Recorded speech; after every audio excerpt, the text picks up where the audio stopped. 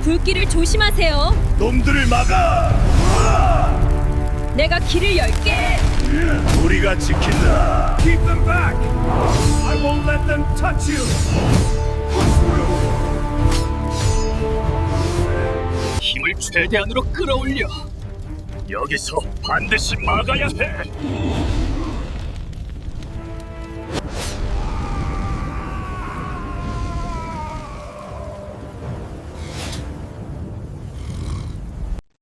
고요하면서도 깊은 울림을 주는 대금 소리가 새벽 안개처럼 낮게 깔린다. 이른 새벽 산새들의 지저김이 들려오고 대나무 잎이 바람에 스치며 서글픈 소리를 내기 시작한다. 낙양의 아침은 여느 때와 다름없이 차가운 안개를 머금은 채 밝아오고 있었다. 하지만 오늘 청이방의 공기는 평소보다 훨씬 묵직하다. 마당 한편에서 묵직한 빗자루 소리가 들려온다. 흙바닥을 규칙적으로 쓰는 소리와 함께 낡은 벙거지를 깊게 눌러 쓴 한 청년의 뒷모습이 보인다. 바로 20살이 된 하운용이다.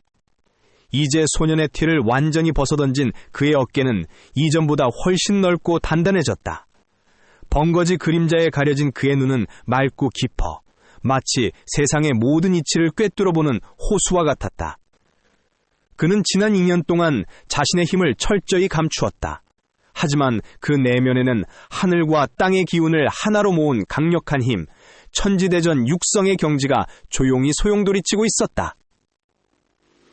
운명이 빗자루질을 멈추고 잠시 하늘을 올려다본다. 그의 시선 끝에는 구름에 가려진 화산이 걸려 있었다. 그는 아주 낮고 차분한 목소리로 혼잣말을 내뱉는다. 20살, 드디어 때가 되었군. 서역에서 멈췄던 그 피 묻은 수레바퀴를 이제 중원에서 다시 굴려야 할 시간이다. 그때 안개를 헤치며 다가오는 당당한 발자국 소리와 함께 부드러운 옷자락 소리가 들려온다. 안개를 뚫고 나타난 여인은 남색 무복을 단정하게 차려입은 설란이었다. 그녀 역시 20살이 만개 한 꽃처럼 눈부시게 성장했다.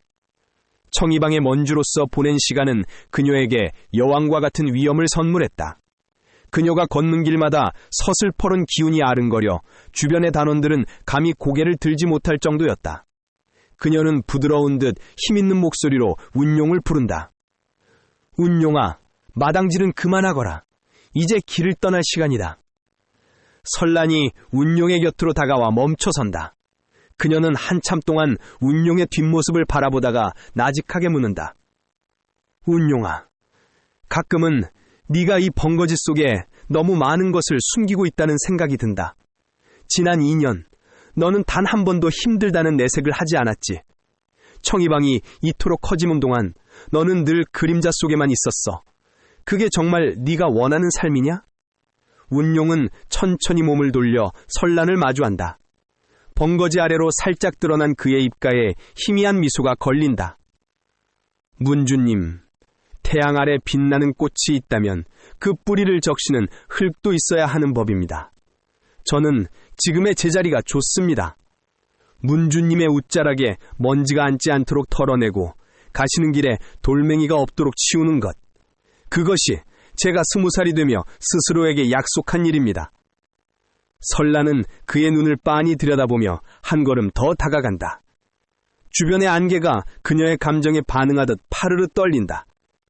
하지만 이번 화산 방문은 다르다. 강문파의 고수들이 독고황의 그림자를 잡겠다고 혈안이 되어 있어. 그들은 날카로운 칼날보다 무서운 혀를 가졌고 예의라는 가면 뒤에 독수를 숨기고 있지. 나는 가끔 네가 그들에게 모욕당하는 것을 참기 힘들 때가 있다. 울룡은 빗자루를 옆에 내려놓고 보따리를 집어들며 부드럽게 대답한다. 모욕이란 그것을 받아들이는 자에게만 상처가 됩니다. 저는 그저 짐을 든 하인일 뿐이니 그들의 무시가 제게 닿을 리 없습니다. 그래, 너는 늘 그런 식이었지. 울룡이 웃으며 말한다. 문주님, 마차바퀴에는 이미 기름칠을 해두었고 말들도 든든하게 먹였습니다. 언제든 명령만 내리십시오. 출발하겠습니다. 설란은 그 대답이 만족스러운 듯 살며시 미소를 지으며 덧붙인다. 화산산까지는 험한 길이 될 것이다. 각 문파의 고수들이 우리를 지켜보고 있겠지. 정말 겁나지는 않는 거지. 울령의 목소리는 다시 평소의 순박한 하인처럼 담담해졌다. 문주님께서 제 앞에 계시는데 일개 하인인 제가 무엇이 두렵겠습니까? 저는 그저 뒤에서 보따리나 잘 챙기겠습니다. 울룡은 진보따리를 어깨에 짊어지며 자신의 기운을 완전히 지워버렸다. 방금 전까지 대화 중에 흘러나왔던 묘한 긴장감은 사라지고 다시 어디서나 볼 수 있는 하인 하울령으로 돌아온 것이다. 그래, 가자. 청이방의 이놈을 걸고 중원의 안개를 걷어내라. 두 사람이 청이방의 육중한 정문을 나선다. 끼익 소리를 내며 무겁게 열리는 문 너머로 끝을 알 수 없는 긴 길이 펼쳐졌다. 멈추지 않는 수레바퀴처럼 이들의 운명 또한 이제 거대한 흐름을 타기 시작했다. 짙은 새벽 안개를 뚫고 두 개의 그림자가 화산 산깃을 운연진 입구의 모습을 드러낸다. 앞장서 걷는 여인은 푸른빛이 감도는 감색 무복을 단정하게 차려입은 설란이다. 20살의 그녀는 이제 꽃처럼 화사한 아름다움 위에 한 문파를 짊어진 주건자 특유의 서슬퍼런 위엄을 두르고 있었다. 그녀의 한 걸음 뒤에는 낡은 번거지를 깊게 눌러쓴 하운용이 묵묵히 따르고 있었다. 먼지 낀 회색 저고리에 투박한 바지 차림, 어깨에는 커다란 진보다리를 짊어진 전형적인 하인의 형색이다. 설란이 잠시 발걸음을 멈추고 뒤를 돌아보며 나직하게 묻는다. 울룡아, 힘들지 않느냐? 나경에서 여기까지 쉬지 않고 달려왔다. 조금 천천히 가도 상관없거늘. 울룡은 번거지를 살짝 고쳤으며 무심하게 대답한다. 문주님, 하인의 다리는 원래 주인의 말발굽보다 튼튼해야 하는 법입니다. 제 걱정은 마시고 어서 주막에 들어가시지요. 시장하실 텐데 국밥이라도 한 그릇 드셔야지요. 설란은 그의 대답에 작게 한숨을 쉬며 다시 길을 재촉한다. 그녀는 알고 있었다. 울룡이 내뱉는 그 무심한 말 속에 자신을 향한 배려가 얼마나 깊게 깔려있는지 말이다. 두 사람은 마을 어귀에 낡은 주점으로 들어선다. 기름때 묻은 탁자에 마주 앉은 그들 앞에 김이 모락모락 나는 국밥이 차려진다. 설란은 젓가락을 들여다 말고 주변에서 노골적으로 훑어보는 사내들의 시선을 느끼며 눈살을 찌푸린다. 운용아, 사람들이 우리를 보는 눈빛이 예사롭지 않구나. 화산파에 도복을 입고 저토록 비릿한 살기를 내뿜다니. 운용은 국밥을 크게 한술 뜨며 태연하게 속삭인다. 그저 배고픈 개들이 고기 냄새를 맡은 것뿐입니다. 문주님께서는 귀한 음식이 식기 전에 어서 드십시오. 개 짖는 소리에 귀를 기울이실 필요는 없습니다. 짖는 개는 무는 법을 모르니까요. 하지만 평화로운 식사 시간은 그리 길지 않았다. 술판을 벌이던 덩치 큰 사내가 비틀거리며 다가와 운용의 탁자를 거칠게 내리친다. 어이, 거기 번거지! 네 상전은 이렇게 고운 여인인데 하인놈 꼴은 왜 이 모양이냐? 야, 보따리 속에 든 게 다 네 놈 물건은 아닐 테고 우리 형님들 술값이나 좀 보태야겠다. 사내는 말을 마침과 동시에 운용의 멱살을 잡아채 바닥으로 내동댕이 친다. 운용은 충분히 피할 수 있었음에도 일부러 힘없이 바닥을 뒹굴며 비굴한 표정을 짓는다.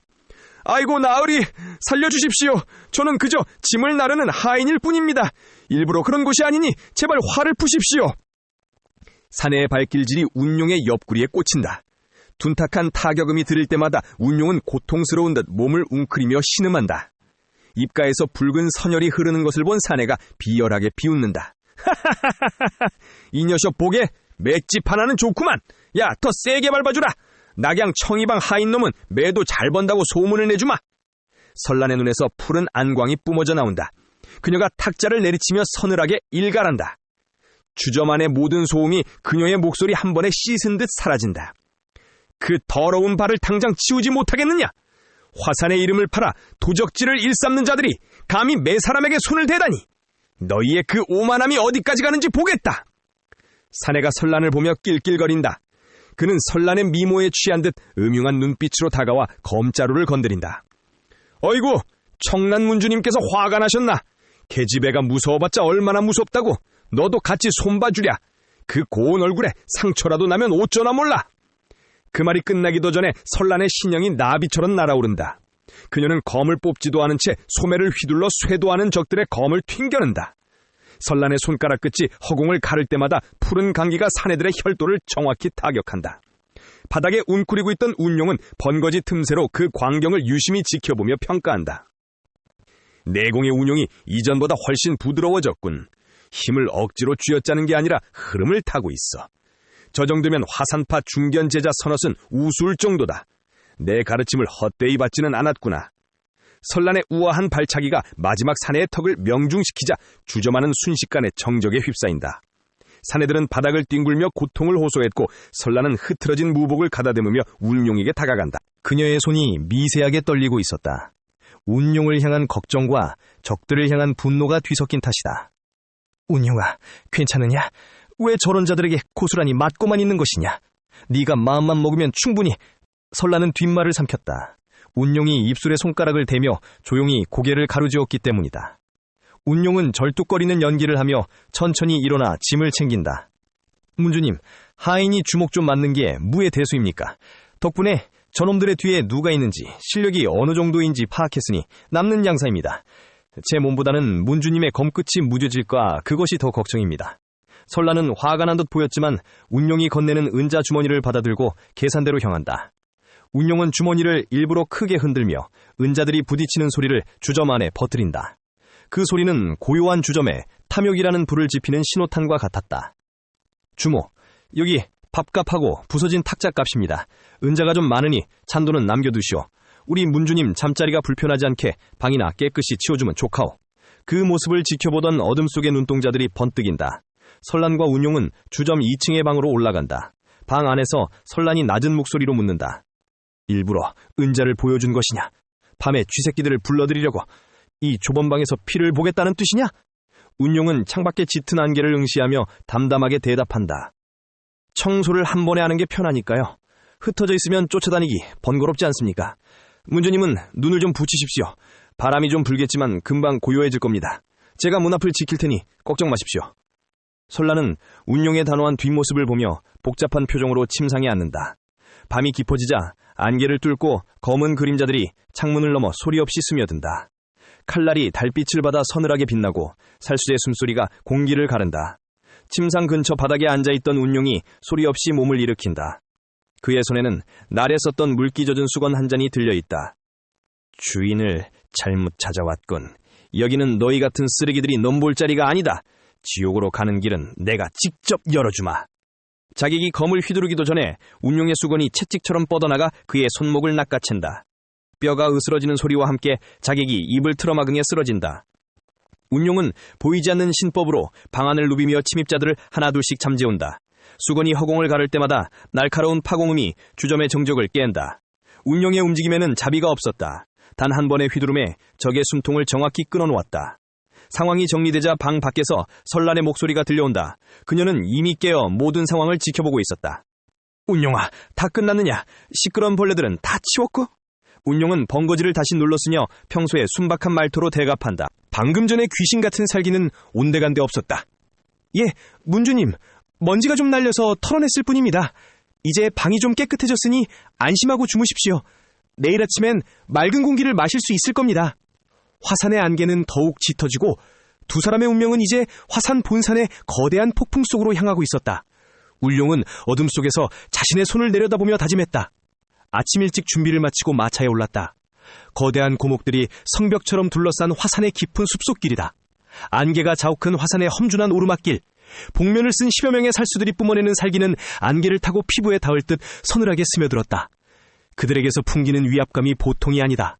이는 산전수전 다 겪은 고수들에게서나 느껴지는 서늘한 압박감이었다. 그들은 길을 막고 주위에 흩어져 청이방의 마차를 노려보고 있었다. 울룡은 마차를 세웠다. 번거지 아래로 차가운 눈빛을 번뜩이던 그는 마차 안에 설란에게 짧은 눈치를 준다. 때가 되었다는 신호였다. 설란은 마차문을 열고 나와 차갑게 가라앉은 눈으로 적들을 쏘아보았다.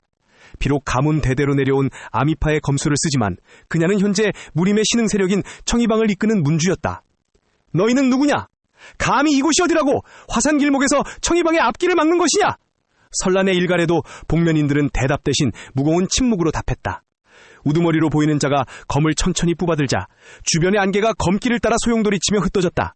내력이 검 끝에 응축되어 단단한 빛을 이루는 고차원의 경지였다. 저들은 단순한 자객이 아닌 강호에서도 손꼽히는 최절정 고수들이었다. 누구의 사주를 받았는지 모르겠으나 당장 길을 비켜라. 청이방의 이름을 더럽히는 자는 용서치 않겠다. 설란의 외침에 우두머리가 낮게 읊조렸다. 길을 묻지 마라. 네가 갈 길은 화산의 정상이 아니라 저승길뿐이니 청이방의 파죽지세도 오늘 여기서 끝이다. 설란은 보검 청란을 뽑아들며 호흡을 가다듬었다. 청이방을 이끌며 수많은 대결을 겪었지만 이토록 정제된 살수들의 포위망은 처음이었다. 특히 저들이 펼치는 진법은 공기를 수축시켜 설란의 기운 흐름을 압박하고 있었다. 그때였다. 벙거지를 깊게 눌러쓴 울룡이 갑자기 비명을 지르며 설란의 소매 끝동을 붙잡았다. 그는 다리를 후들거리며 설란의 등 뒤로 바짝 몸을 숨겼다. 아이고 방주님, 저 사람들 눈빛 좀 보세요. 저 시퍼런 칼날이 나를 향하고 있네. 아이고 나 죽네.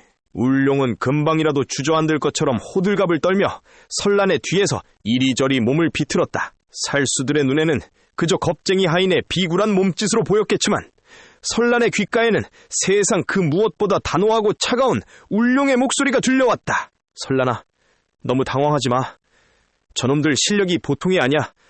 한 명 한 명이 인류를 넘어 최고 경지에 닿아 있어. 하지만 네가 익힌 아미건법의 핵심은 유연함이야. 나뭇가지가 바람을 넘기듯 저들의 칼날을 흘려보내. 내가 뒤를 봐줄 테니 넌 오직 네 앞에 흐름만 읽어. 최절정 고수 셋이 동시에 지면을 박차며 쇄도했다. 그들의 검이 허공을 찢으며 거대한 압력을 몰고 설란의 전신을 노리고 날아들던 찰나 울룡이 뒤에서 요란스럽게 비명을 지르며 발을 헛디딘 척 몸을 날렸다. 어이구야, 사람 살려. 울룡은 바닥을 대굴대굴 구르며 살수들의 발밑으로 파고들었다. 겉보기엔 겁에 질려 나뒹구는 꼴이었지만 사실 그의 몸놀림은 적들의 정교한 포위망을 교묘하게 방해하고 있었다.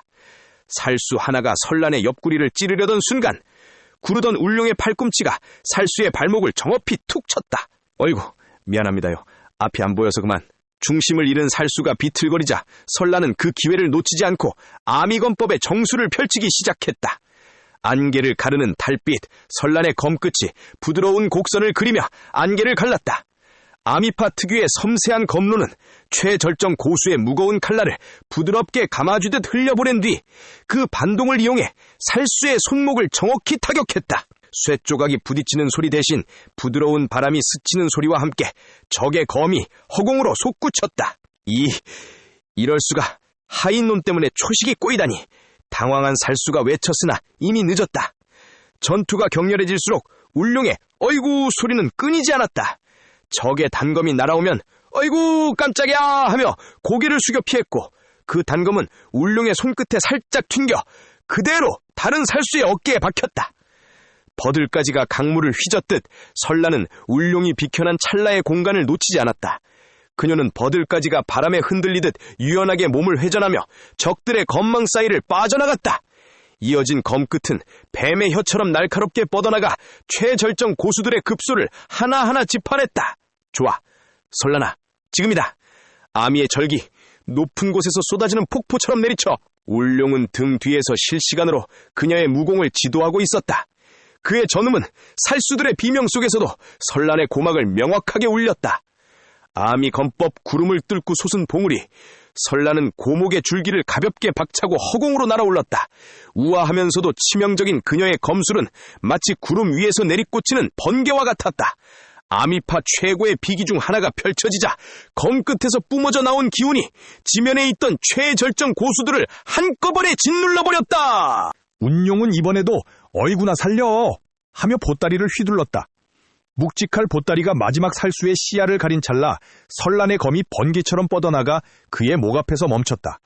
10여 명의 살수가 모두 바닥에 나뒹굴 때쯤 설란은 이마에 맺힌 땀을 닦으며 거친 숨을 내쉬었다. 그녀는 자신이 이토록 완벽하게 아미건법의 유연함을 실전에서 구현했다는 사실에 전율했다. 운용은 그제야 설란의 소매를 놓고 벙거지를 고쳤으며 굽실거렸다. 방주님, 세상에 정말 대단하십니다. 저 악귀 같은 놈들을 아미파의 비기로 단숨에 제압하시다니 전 정말 어이고 간이 콩알만해졌다고요. 운용의 능청스러운 연기에 설란은 결국 피식 웃음이 터져나왔다. 그녀는 알고 있었다.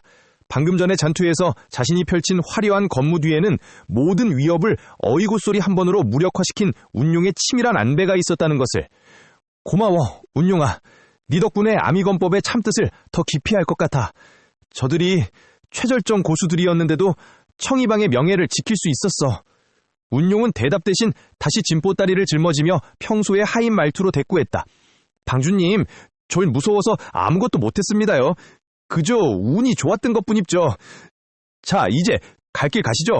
화산 사람들이 이 소란을 듣고 몰려오기 전에요.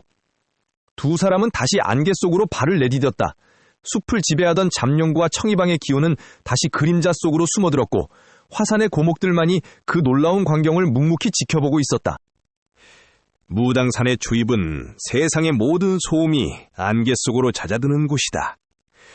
깎아지른 절벽 사이로 구부러진 산길을 따라 낡은 마차 한 대가 삐걱거리며 멈춰선다.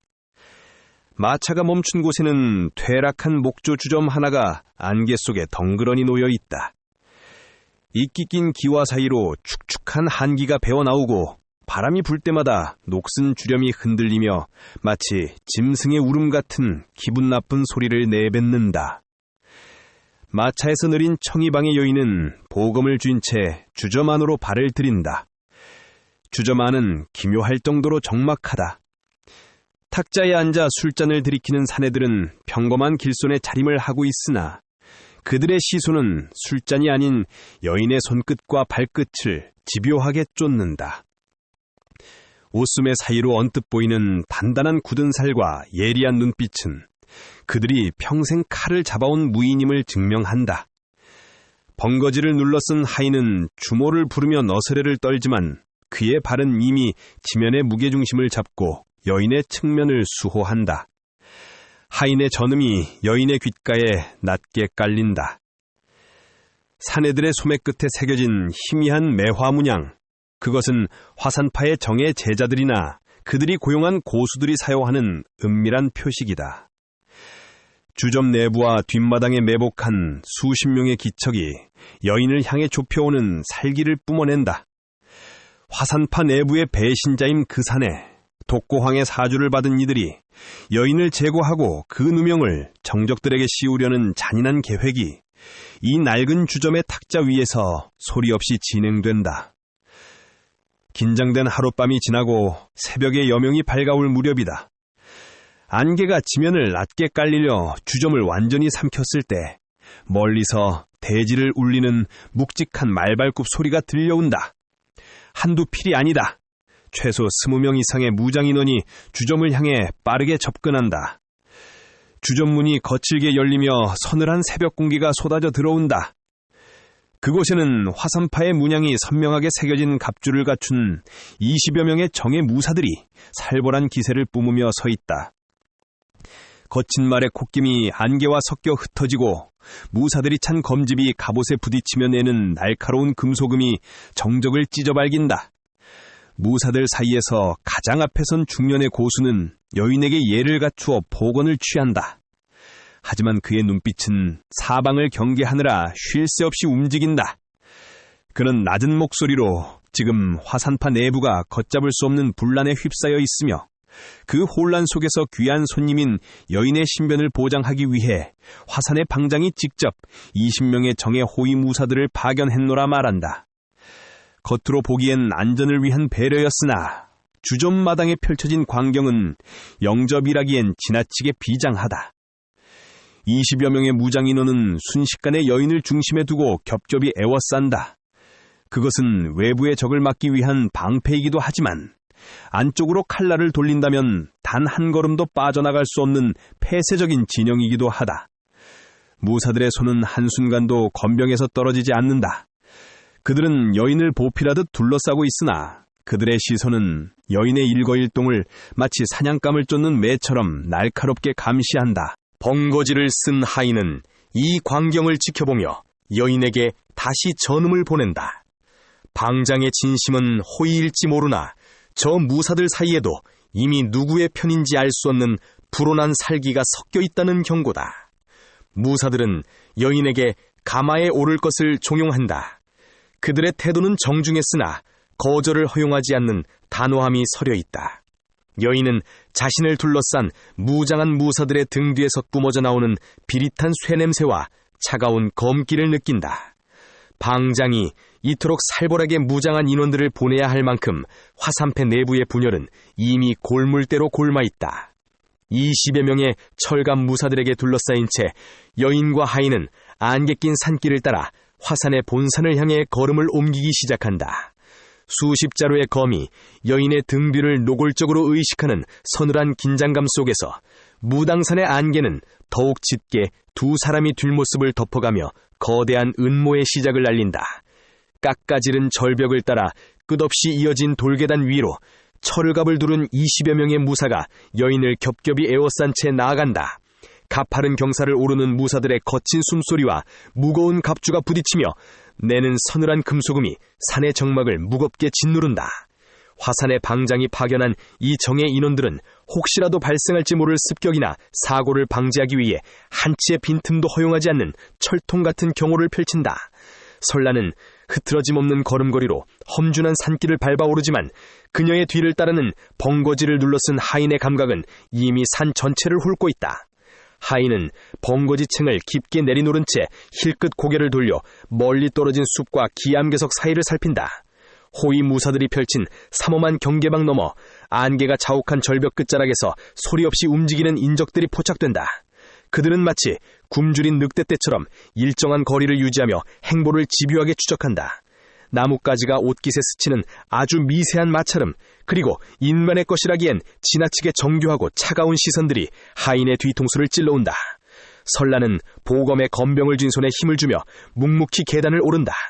경호 무사들의 철갑 뒤로 집요하게 쫓는 그 차가운 시선들이 느껴질 때마다 화산판 내부의 분열이 예상보다 훨씬 깊고 위험하게 진행되었음을 실감한다. 안개가 자욱한 산길 위로 사고 방지를 위해 늘어선 수십 명의 무사와 그들을 감시하는 어둠 속의 그림자들이 기묘한 행렬을 이룬다. 화산의 정상으로 향할수록 공기는 더욱 희박해지고 그 빈자리를 메우는 것은 언제 터질지 모르는 팽팽한 살기와 비릿한 은모의 냄새뿐이다. 깎아지른 절벽 위에 세워진 거대한 전각들은 구름을 허리에 두른 채 웅장하게 솟아있고 전각마다 새겨진 매화 문양은 오랜 세월의 깊이를 머금어 보는 이를 압도한다. 설라는 수백 명의 제자가 좌우로 늘어서 검길을 내뿜는 길을 지나 본산의 중심인 매화전에 들어선다. 천장이 보이지 않을 정도로 높은 대전 안에는 화산파의 장문인과 백발이 성성한 장로들이 엄숙한 표정으로 자리를 지키고 있다. 장문인은 설란을 향해 인자하면서도 깊이 있는 눈빛을 보낸다. 그는 설란이 그토록 젊은 나이에 강호의 거대 문파 중 하나인 청해방의 방주 자리에 오른 것을 진심으로 치하한다. 무림 역사상 이토록 이른 나이에 한 문파의 명운을 짊어진 여걸은 드물었기에 대전 안에 모인 장로들 사이에서도 그녀의 기계와 재능에 대한 칭송이 나직하게 울려 퍼진다. 설란은 겸손하면서도 당당한 태도로 그들의 찬사에 화답하며 청해방주로서의 품격을 잃지 않는다. 형식적인 알현이 끝나고 장문인은 화산의 앞날이 걸린 중대한 사안을 논하기 위해 설란을 따로 마련된 비밀 면담실로 안내한다. 이때 설란의 뒤를 묵묵히 따르던 운용이 면담실 안으로 함께 발을 들이려 한다. 하지만 문 앞을 지키던 호위 무사들이 서슬퍼런 기세로 건병을 가로막으며 울룡의 앞길을 제지한다. 문파의 가장 은밀한 기밀이 오가는 독대 자리에 일개 하인이 배석하는 것은 화산파의 오랜 금기이자 예법에 어긋나는 일이기 때문이다. 싸늘한 긴장감이 흐르는 찰나 설란이 걸음을 멈추고 장문인을 향해 고개를 돌린다. 그녀는 차분하지만 단호한 어조로 장문인에게 간청한다. 울룡은 비록 겉으로는 하인의 신분이나 자신에게는 목숨을 맡길 수 있는 가장 믿음직한 조력자이자 이 모든 사태를 함께 헤쳐나갈 눈과 귀라고 말한다. 설라는 그가 곁에 없다면 화산파가 처한 비극을 온전히 마주할 수 없노라며 예법을 굽혀서라도 그의 배석을 허락해 줄 것을 정중히 요청한다. 설란의 간곡한 청과 그 눈에 서린 결연한 의지를 읽은 장문인은 잠시 침묵을 지키다 이내 고개를 끄덕인다. 제지하던 무사들이 당혹스러운 표정으로 길을 터주자 울룡은 벙거지 챙을 만지며 무심한 척 설란의 뒤를 따라 면담실 안으로 들어선다. 장문인은 떨리는 손으로 차를 따르며 깊은 한숨과 함께 화산파가 수십 년간 치욕스럽게 숨겨온 이름 독고황에 대한 이야기를 시작한다. 그의 목소리는 마치 마른 낙엽이 바닥을 굴러가는 듯 쓸쓸하고도 서늘하게 방안을 채운다. 그 아이는 화산이 만난 천년의 기재였다네. 장문인의 기억 속의 독고황은 처음부터 괴물이 아니었다. 그는 화산의 제자글 중 누구보다 정순한 눈빛을 가졌으며 매화권법의 정수를 하루 만에 깨우쳐 스승들을 경악해 했던 소년이었다. 하지만 그 천재성이 오히려 독이 되었다. 독고황은 매화가 지는 자연의 섭리보다 지지 않는 연원한 힘을 갈망했다. 그는 화산의 가장 깊은 금지에 숨겨진 고문서 마공에 손을 대고 말았다. 마공은 인체의 기혈을 거꾸로 뒤집어 한계를 돌파하는 극악한 무공이다. 장문이는 그가 처음 마공을 익히고 본산의 연무장에 나타났던 그날을 생생히 기억한다. 독고황이 검을 휘두를 때마다 맑은 매화향 대신 썩은 흐릉 냄새와 피비린내가 진동했다. 그가 펼치는 초식은 화산의 돌을 비웃듯 기괴하게 뒤틀려 있었고 그 검 끝에 닿는 모든 생명은 말라 죽어갔다. 그날 이후 화산의 매화는 빛을 잃었지. 그는 자신을 꾸짖는 사부의 가슴에 범을 꽂고 유유히 산을 내려갔네. 독고황은 단순히 문파를 배신한 것에 그치지 않았다. 그는 그림자 속에서 흑매단이라는 비밀 조직을 만들어 화산파 내부의 어린 제자들을 보살하기 시작했다. 그는 힘에 굶주린 자들에게 마공의 파편을 나누어 주었고 그들은 서서히 화산의 정통 제자가 아닌 독고황의 충견이 되어갔다. 장문이는 지금 자신의 곁을 지키는 호위무사들조차 누구의 명령을 듣고 있는지 확신할 수 없다며 참담한 심경을 토로한다. 더욱 무서운 것은 독고왕이 완성했다는 마공의 실체다. 이는 상대의 정신을 잠식하여 살아있는 인형으로 만드는 기공이다. 설란이 길에서 마주했던 항산파의 고승 역시 이 기운에 당해 영혼이 안개 속에 갇힌 채 죽지 못하는 상태가 되었다. 독고왕은 이제 화산파를 자신의 거점으로 삼아 무림의 모든 문파를 내부에서부터 붕괴시키려 하고 있다. 장문이는 설란을 똑바로 응시하며 경고한다. 독고왕이 설란을 노리는 이유는 단 하나다. 정의방이 가진 강호의 정보망과 자금을 흡수하여 자신의 마공을 천하에 퍼뜨리기 위한 마지막 제물로 삼으려 한다는 것이다. 독고왕은 이미 이 방안의 공기마저 읽고 있을 걸세. 설란방주, 그 아이는 인간이 아니라 매화의 껍데기를 쓴 악귀라네. 이야기가 끝날 무렵 면담실의 촛불이 이유 없이 거세게 흔들린다. 장문인이 설란에게 내민 찻잔 속의 물결이 가늘게 떨리고 곁에서 듣고 있던 울룡은 번거지 아래로 입술을 굳게 깨문다. 독고왕이라는 이름이 주는 압박감은 단순히 과거의 이야기가 아니라 이미 그들의 목을 조여오는 실지 않은 칼날이었다. 비밀스러운 면담실 안, 장문인의 목소리는 갈라진 땅처럼 메마르고 거칠다. 그는 독고황이라는 거대한 악의 출현보다 더 참혹한 사실은 그로 인해 천년 전통의 화산파가 이미 두 쪽으로 찢겨버렸다는 것이라며 한탄한다. 화산파는 현재 장문인을 중심으로 정통 도맥을 지키려는 정검파와 독고왕의 강력한 힘에 매료되어 변화를 주장하는 신무파로 완전히 갈라져 있다. 겉으로는 하나의 문파처럼 보이지만 안으로는 서로의 목에 칼을 겨누는 일촉즉발의 내전 상태다. 신무파에 속한 제자들은 독고왕이 건네준 마공의 편린을 익히며 급격히 세력을 키웠고 이제는 장문인의 명령조차 공공연히 거부하며 본산의 요직들을 하나둘 점령해 나가고 있다. 장문인은 오늘 설란을 맞이한 호위무사들조차 온전히 믿을 수 없었던 이유를 고백한다.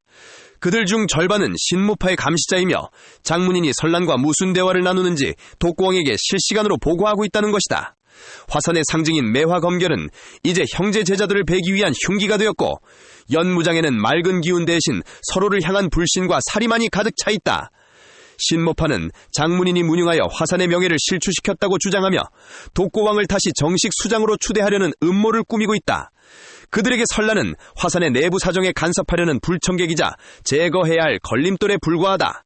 장문인은 자신이 처한 이 비극적인 분열이 결국 설란에게까지 위험을 미치게 된 것에 대해 깊은 자괴감을 드러낸다. 운용은 장문인의 말을 들으며 면담실 벽 너머에서 느껴지는 수많은 숨결을 감지한다. 그것은 방금 들었던 화산의 분열이 실제하고 있음을 증명하는 기척들이다. 문 밖에는 장문인을 지키려는 자들과 그를 감시하려는 자들이 뒤섞여 팽팽한 대치를 이루고 있다. 화산파는 이미 스스로의 무게를 이기지 못하고 무너져 내리는 거대한 고목과도 같다. 장문인은 떨리는 손으로 설란 앞에 놓인 찻잔을 바라본다. 이 분열의 소용돌이 속에서 누군가는 장문인의 호의를 이용해 설란을 독살하려 하고 있으며 그 범인이 어느 파벌인지조차 확신할 수 없는 것이 화산의 서글픈 현실이다.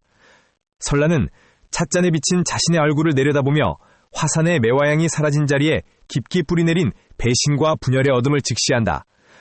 화산의 밤은 깊어가고 설랑과 운용은 장로들의 감시 아래 서로의 방이 복도를 사이에 두고 마주보는 위치에 배정된다. 이는 표면적으로는 설란의 안위를 살피기 위한 호의의 편의를 봐준 것이었으나 실제로는 두 사람의 움직임을 한눈에 감시하려는 신무파의 치밀한 계산이다. 하지만 복도를 사이에 둔 두 방의 문은 굳게 닫혀 있어도 그 사이를 흐르는 팽팽한 긴장감은 끊기지 않는다. 운용은 벙거지를 벗어두고 검은 복면을 쓴 채 지붕 위로 몸을 날린다. 그는 소각전의 기와 틈새에 몸을 밀착하고 발밑에서 들려오는 장로들의 은밀한 대화를 엿듣는다. 기와 사이로 새어나오는 먹소리는 낮에 보았던 인자한 장로들의 것이라고는 믿기지 않을 만큼 탐욕스럽고 비릿하다. 장로들은 이미 독고왕이 건넨 힘의 달콤함에 취해 있었고 오늘 밤 설란을 목숨을 거두어 장문인에게 그 책임을 묻고 폐위시킬 음모를 완성해 가고 있다. 그들의 비열한 웃음소리가 운용의 귓가를 어지럽힐 무렵 운용은 직감적으로 몸을 돌린다. 마주보고 있는 설란의 벙 쪽으로 소리 없이 다가가는 검은 기척들을 감지했기 때문이다. 그 시각 설란은 침수 안에서 촛불 하나 켜지 않은 채 가부좌를 틀고 있다. 그녀의 무릎 위에는 청이방의 보검이 달빛을 머금고 푸르스름한 안광을 내뿜는다. 문밖 복도에서 들려오는 아주 미세한 발소리. 그것은 일반적인 무사의 것이 아니라 죽음을 배달하는 살수들의 기척이다. 찰나의 순간 종이문이 폭발하듯 찢어지며 내자로의 검이 설란을 향해 지쳐들어온다. 좁은 복도는 이제 피와 검기가 뒤섞인 아수라장으로 변한다. 설란과 운용은 서로의 등을 맞댄 채 사방에서 조여오는 살수들의 건망을 마주한다.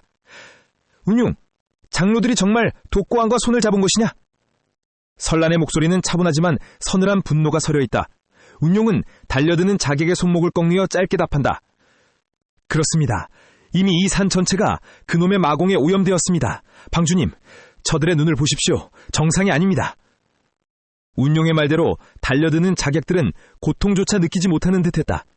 설란의 검이 자객의 어깨를 깊게 베었음에도 그는 비명 한마디 없이 검을 휘둘러왔다. 설란은 유려한 보법으로 그 공격을 흘러내며 보검의 손잡이로 자객의 턱을 강타했다. 화산의 검이 어찌 이토록 추해졌단 말이냐? 설란이 외치며 검을 크게 휘두르자 푸른 검기가 부채꼴 모양으로 퍼져나가며 앞줄의 자격 3명을 동시에 뒤로 날려버렸다. 하지만 복도 끝 어둠 속에서 끊임없이 새로운 자객들이 쏟아져 나왔다. 그때 천장에서 거대한 충격과 함께 신무파의 장로 중 하나인 조치련이 내려앉았다. 그는 이미 독고왕의 마공을 받아들인 듯 전신에 검은 기운을 두르고 있었다. 좁은 복도는 이제 피와 검기가 뒤섞인 아수라장으로 변한다. 설란과 우울용은 서로의 등을 맞댄 채 사방에서 조여오는 살수들의 건망을 마주한다. 본당 안으로 밀려든 달빛은 선열이 낭자한 바닥을 창백하게 비춘다. 설란은 마치 한떨기 푸른 불꽃처럼 허공을 가르며 우두머리 복면인의 검날비로 보검을 내리꽂았다. 챙! 귀를 찢는 듯한 금소금이 대전을 울렸고 그 충격으로 본당 안을 가득 채웠던 마귀가 파도처럼 출렁였다. 감히 누구의 목을 겨누는 것이냐? 설란의 보검 끝에서 뿜어져 나온 시퍼런 강기가 우두머리의 검을 밀어냈다. 뒤로 서너 걸음 물러난 복면인이 가늘게 떨리는 손을 고쳐주며 조소했다. 청이방주, 제법이구나. 하지만 이미 늦었다. 이 본당 밖은 이미 수백 명의 자객들이 포위했다. 내 놈이 아무리 발버둥쳐도 내일 아침 강호에는 청이방주가 화산 장문인을 시해했다는 소식만이 퍼질 것이다. 우리는 목격자가 되고 너는 천하의 공적이 되는 거지. 이 얼마나 완벽한 각본이냐. 그의 말이 끝나기도 전에 설란은 신법은 펼쳤다. 그녀의 몸이 수십 개의 잔상으로 나뉘며 복면인을 압박했다. 입을 놀리기 전에 내 놈의 비겁한 면상부터 확인해주마. 설란의 검로가 유려하게 휘어지며 복면인의 사각을 파고들었다. 우두머리는 다급히 마공을 끌어올려 방어하려 했으나 설란은 이미 그가 흘린 틈을 놓치지 않았다. 그녀는 검을 거두는 척하다가 손목의 반동만으로 검병을 쳐올렸다. 촥! 날카로운 파공음과 함께 흑색 복면이 두 조각으로 찢겨나갔다. 드러난 얼굴은 놀랍게도 장문인의 최측근이자 평소 무림의 도덕을 논하던 장로 백무진이었다. 백무진, 역시 당신이었나? 화산의 장로라는 자가 어찌 이토록 추악한 모의 몸을 던진단 말인가? 바닥에 쓰러져 있던 장문인이 피 섞인 신음과 함께 경악을 금치 못했다. 백무지는 정체가 드러나자 오히려 광기 어린 웃음을 터뜨리며 가슴팍에서 검은 기운이 서린 부적을 꺼내들었다. 알았으면 어쩔 테냐. 이미 독고왕님께서 화산의 영맥을 장악하셨다. 이제 화산은 죽어가는 매화가 아니라 무림을 지배할 검은 태양으로 다시 태어날 것이다. 그때 본당의 문이 다시 한번 굉음을 내며 부서졌다. 온 몸이 빛을 가비된 채로 그러나 눈빛만은 더욱 형형해진 우울룡이 복도에 널린 자객들을 뚫고 나타났다. 그는 손에 들린 자객의 복면들을 바닥에 팽개치며 설란의 곁에 섰다. 방주님, 밖은 정리했습니다. 장로들이 부린 주새끼들이라 그런지 맷집들이 영 아니더군요. 복면 뒤에 숨어서 칼질이나 하는 놈들이 화산의 제자라니 지나가던 개가 웃겠습니다. 울룡은 백무진을 보며 비릿하게 웃었다. 그런데 저 늙은이는 얼굴이 참 가관이군요. 마공을 얼마나 처먹었길래 사람 안색이 그 모양입니까? 백장로님, 그 복면이 얼굴에 들러붙어 안 떨어질까봐 걱정했는데 다행히 방주님이 찢어주셨군요. 울룡, 농담할 때가 아니다. 장모님부터 살펴라. 백무진은 내가 직접 상대하겠다. 설란은 보검을 수평으로 눕혔다. 검 끝에서 흐르는 푸른 기운이 백무진의 검은 마기를 서서히 밀어내기 시작했다. 백무진은 독고황이 하사했다는 기괴한 검수를 펼치며 달려들었고 설란은 화산의 정통 검리를 변용해 그에 맞섰다. 백무진의 검은 검이 허공을 가를 때마다 칠흑 같은 검강이 뱀처럼 꼼틀대며 설란의 발치를 올감했다. 설란은 보법을 밟으며 그 사이를 종이 한 장 차이로 빠져나갔고 그녀의 보검은 푸른 섬광을 내뿜이며 백무진의 가슴팍에 매화의 꽃잎을 닮은 검은을 새겼다. 채쨍! 채쨍! 본당의 육중한 기둥들이 두 고수의 내공충돌을 이기지 못하고 비명을 지르며 깎여나갔다. 죽어라 설란! 니년의 피가 화산을 다시 깨울 재물이 될 것이다. 백무진이 소리를 지르며 검을 세워 독특한 궤적으로 휘둘렀다. 검은 연기가 소용돌이치며 설란의 시야를 가렸으나 그녀는 기민하게 감각을 열어 그의 본신을 찾아냈다. 설란의 검 끝에 푸른 강기가 응축되었고 찰나의 순간 그녀의 신형이 유령처럼 백무진의 뒤로 넘어갔다. 매화낙화! 설란의 차가운 일침과 함께 수십 줄기의 검기가 백무진의 전신을 난도질했다. 백무진은 비명을 지르며 뒤로 물러섰지만 마공의 기운으로 상처를 억지로 틀어막으며 다시 달려들었다. 울룡 역시 장문인을 등에 업은 채 몰려들은 남은 복면인들의 목을 맨손으로 꺾으며 설란의 사각을 완벽히 메웠다. 방주님! 놈의 기혈이 뒤틀렸습니다. 지금입니다. 울룡의 외침에 설란은 마지막 진원의 힘을 보검에 실었다. 본당 전체를 뒤덮을 듯한 시퍼런 검기가 폭발하며 백무진의 검은 마공을 단숨에 집어삼키기 시작했다. 본당 전체를 뒤덮은 시퍼런 검기는 백무진의 검은 마기를 단숨에 집어삼켰다. 굉음과 함께 백무진의 몸은 뒤로 날아가 거대한 목조 기둥에 박혔다. 기둥은 힘없이 꺾였고 백무진은 피를 토하며 바닥으로 굴러떨어졌다. 마공의 힘으로 억지로 붙들고 있던 그의 생명력이 빠르게 사그라들고 있었다. 이럴 수가! 독고황님께서 주신 힘이 어찌 계집의 검 따위에! 백무진은 말을 끝맺지 못한 채 고개를 떨구었다. 화산의 장로였던 자의 비참한 최후였다. 그러나 승리의 기쁨은 없었다. 백무진이 숨을 거두는 순간 본당 바닥에서부터 기괴한 진동이 시작되었기 때문이다. 방주님, 아직 끝난 게 아닙니다. 바닥을 보세요. 운용이 다급하게 소리쳤다. 백무진의 사체에서 흘러나온 검은 연기가 바닥의 틈새로 스며들자 본당의 대리석들이 거칠게 뒤풀리며 솟구치기 시작했다.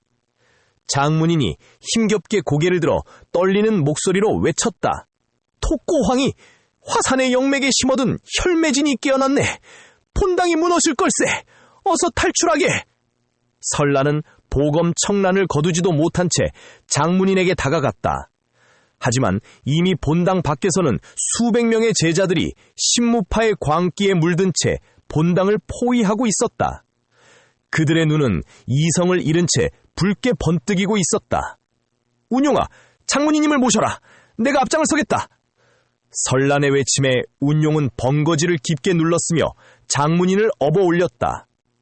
걱정 마십시오. 꼬맹이들이 앞길을 막으면 제가 발로 다 차버릴 테니까요. 운용의 말투는 여전히 능청스러웠지만 그의 발은 이미 지면의 마기를 억누르며 가장 안전한 탈출로를 계산하고 있었다. 본당의 문이 부서지며 설란과 운용이 밖으로 튀어나오자 기다렸다는 듯 수십 자루의 검이 쏟아졌다. 설란은 매화낙화의 초식을 역으로 펼쳐 떨어지는 꽃잎이 아닌 솟구치는 폭풍처럼 적들을 밀어냈다. 푸른 검기가 안개를 찢으며 길을 냈고 운용은 그 틈을 놓치지 않고 번개처럼 몸을 날렸다.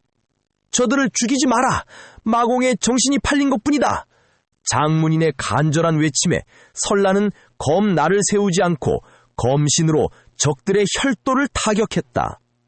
하지만 적들의 숫자는 끝이 없었다. 설상가상으로 화산의 곳곳에서 불길이 솟아올랐다.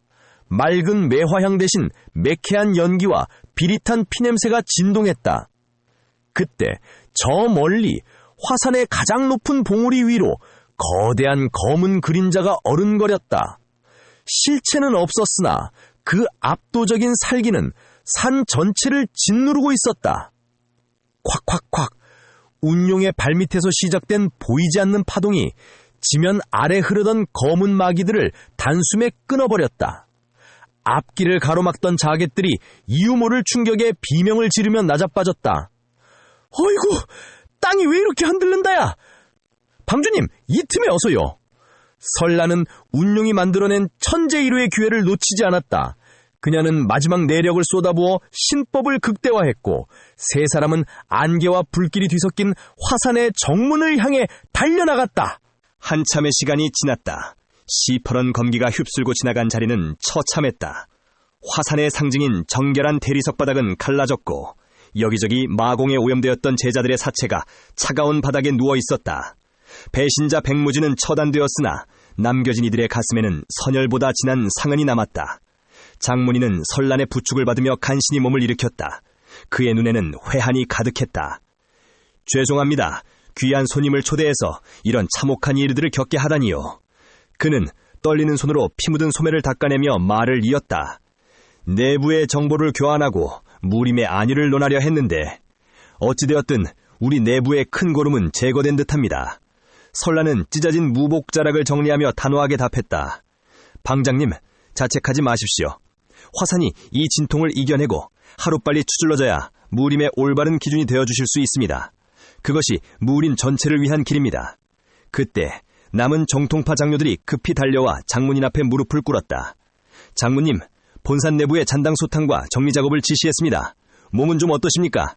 장문인은 장로들의 부촉을 받으며 깊은 숨을 내쉬었다. 그리고는 설란과 그녀의 뒤에 묵묵히 선 울룡을 번갈아 바라보았다. 그의 눈빛에 기묘한 결의가 서렸다. 두 분, 이번 화산의 위기를 넘기는데 결정적인 공을 세우셨소.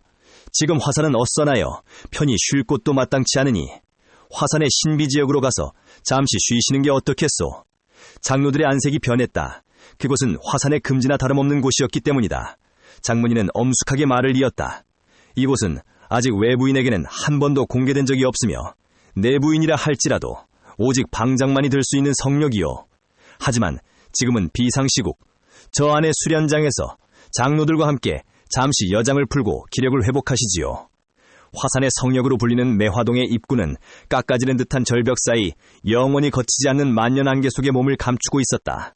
차가운 암벽을 타고 흐리는 습기는 이끼 낀 돌문에다 얼어붙기를 반복하며 기묘한 은색 결정을 만들어냈고 동굴 안쪽에서 새어나오는 희미한 자홍빛 연기는 밖의 냉기와 만나 몽환적인 분위기를 자아냈다. 그러나 장문인과 설란 일행이 안으로 들이는 순간 1000년 동안 고요를 지켜올 육중한 바위문이 기계장치의 굉음과 함께 닫히며 외부와 완전히 차단되었다. 동굴 안을 비추던 영롱한 빛은 순식간에 꺼졌고 그 자리를 칠흑 같은 어둠이 대신했다. 독고황의 밀명을 받은 흑매단 잔당들은 동굴의 기관장치를 조작해 퇴로를 차단하고 장문인 일행을 가두었다. 장문인과 장로들이 마기가 섞인 연기에 당황하여 검을 허공에 휘둘러댈 때 설란의 귓가에 낮고 선명한 운용의 목소리가 전음으로 들려왔다.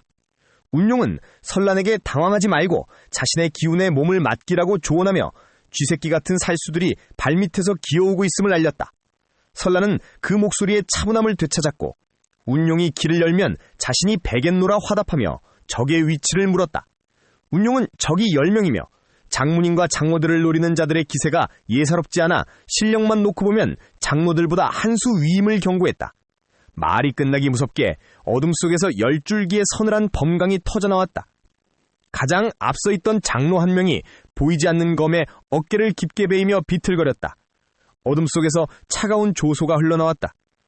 흑매단의 살수 우두머리는 화산의 장로들이라는 자들이 고작 어둠 속에서 눈뜬 장님처럼 허우적대는 꼴이 가관이라며 오늘이 화산의 매화가 영원히 지는 날이 될 것이라 조롱했다. 이에 분노한 장로 하나가 입을 닥치라며 검을 휘둘렀으나 살수는 가볍게 그 공격을 흘려내며 늙은이들의 무딘 칼날로는 그림자조차 뵐 수 없을 것이라 맞받아쳤다. 살수들은 어둠 속에서도 제집 안방처럼 움직였고 그들의 검술은 화산의 정통검법을 비웃듯 기괴하게 뒤틀려 있었다. 확실히 독고황이 직접 길러낸 이 살수들은 화산의 장로들조차 감당하기 벅찬 고수들이었다. 장로들은 서로의 등을 맞대고 매화검진을 펼치려 애썼지만 살수들은 그 틈을 집요하게 파고들며 혈도를 노렸다. 운용은 장로들이 밀리고 있음을 설란에게 전하며 자신이 중심을 흔들 테니 설란은 우측에서 들어오는 자들의 목을 치라고 지시했다. 곧이어 온룡의 전신에서 시퍼런 강기가 폭발하듯 뿜어져 나왔다. 그것은 빛이 없는 곳에서 스스로 빛이 되어 적을 멸하는 대환멸심법의 정수였다. 운용은 번거지 아래로 미소를 띠며 입으로는 어두워서 보이지 않는다고 능청을 떨었지만 발끝에서 시작된 천지대전의 진기는 지면을 타고 파도처럼 퍼져나가 살수들의 보복을 억제했다.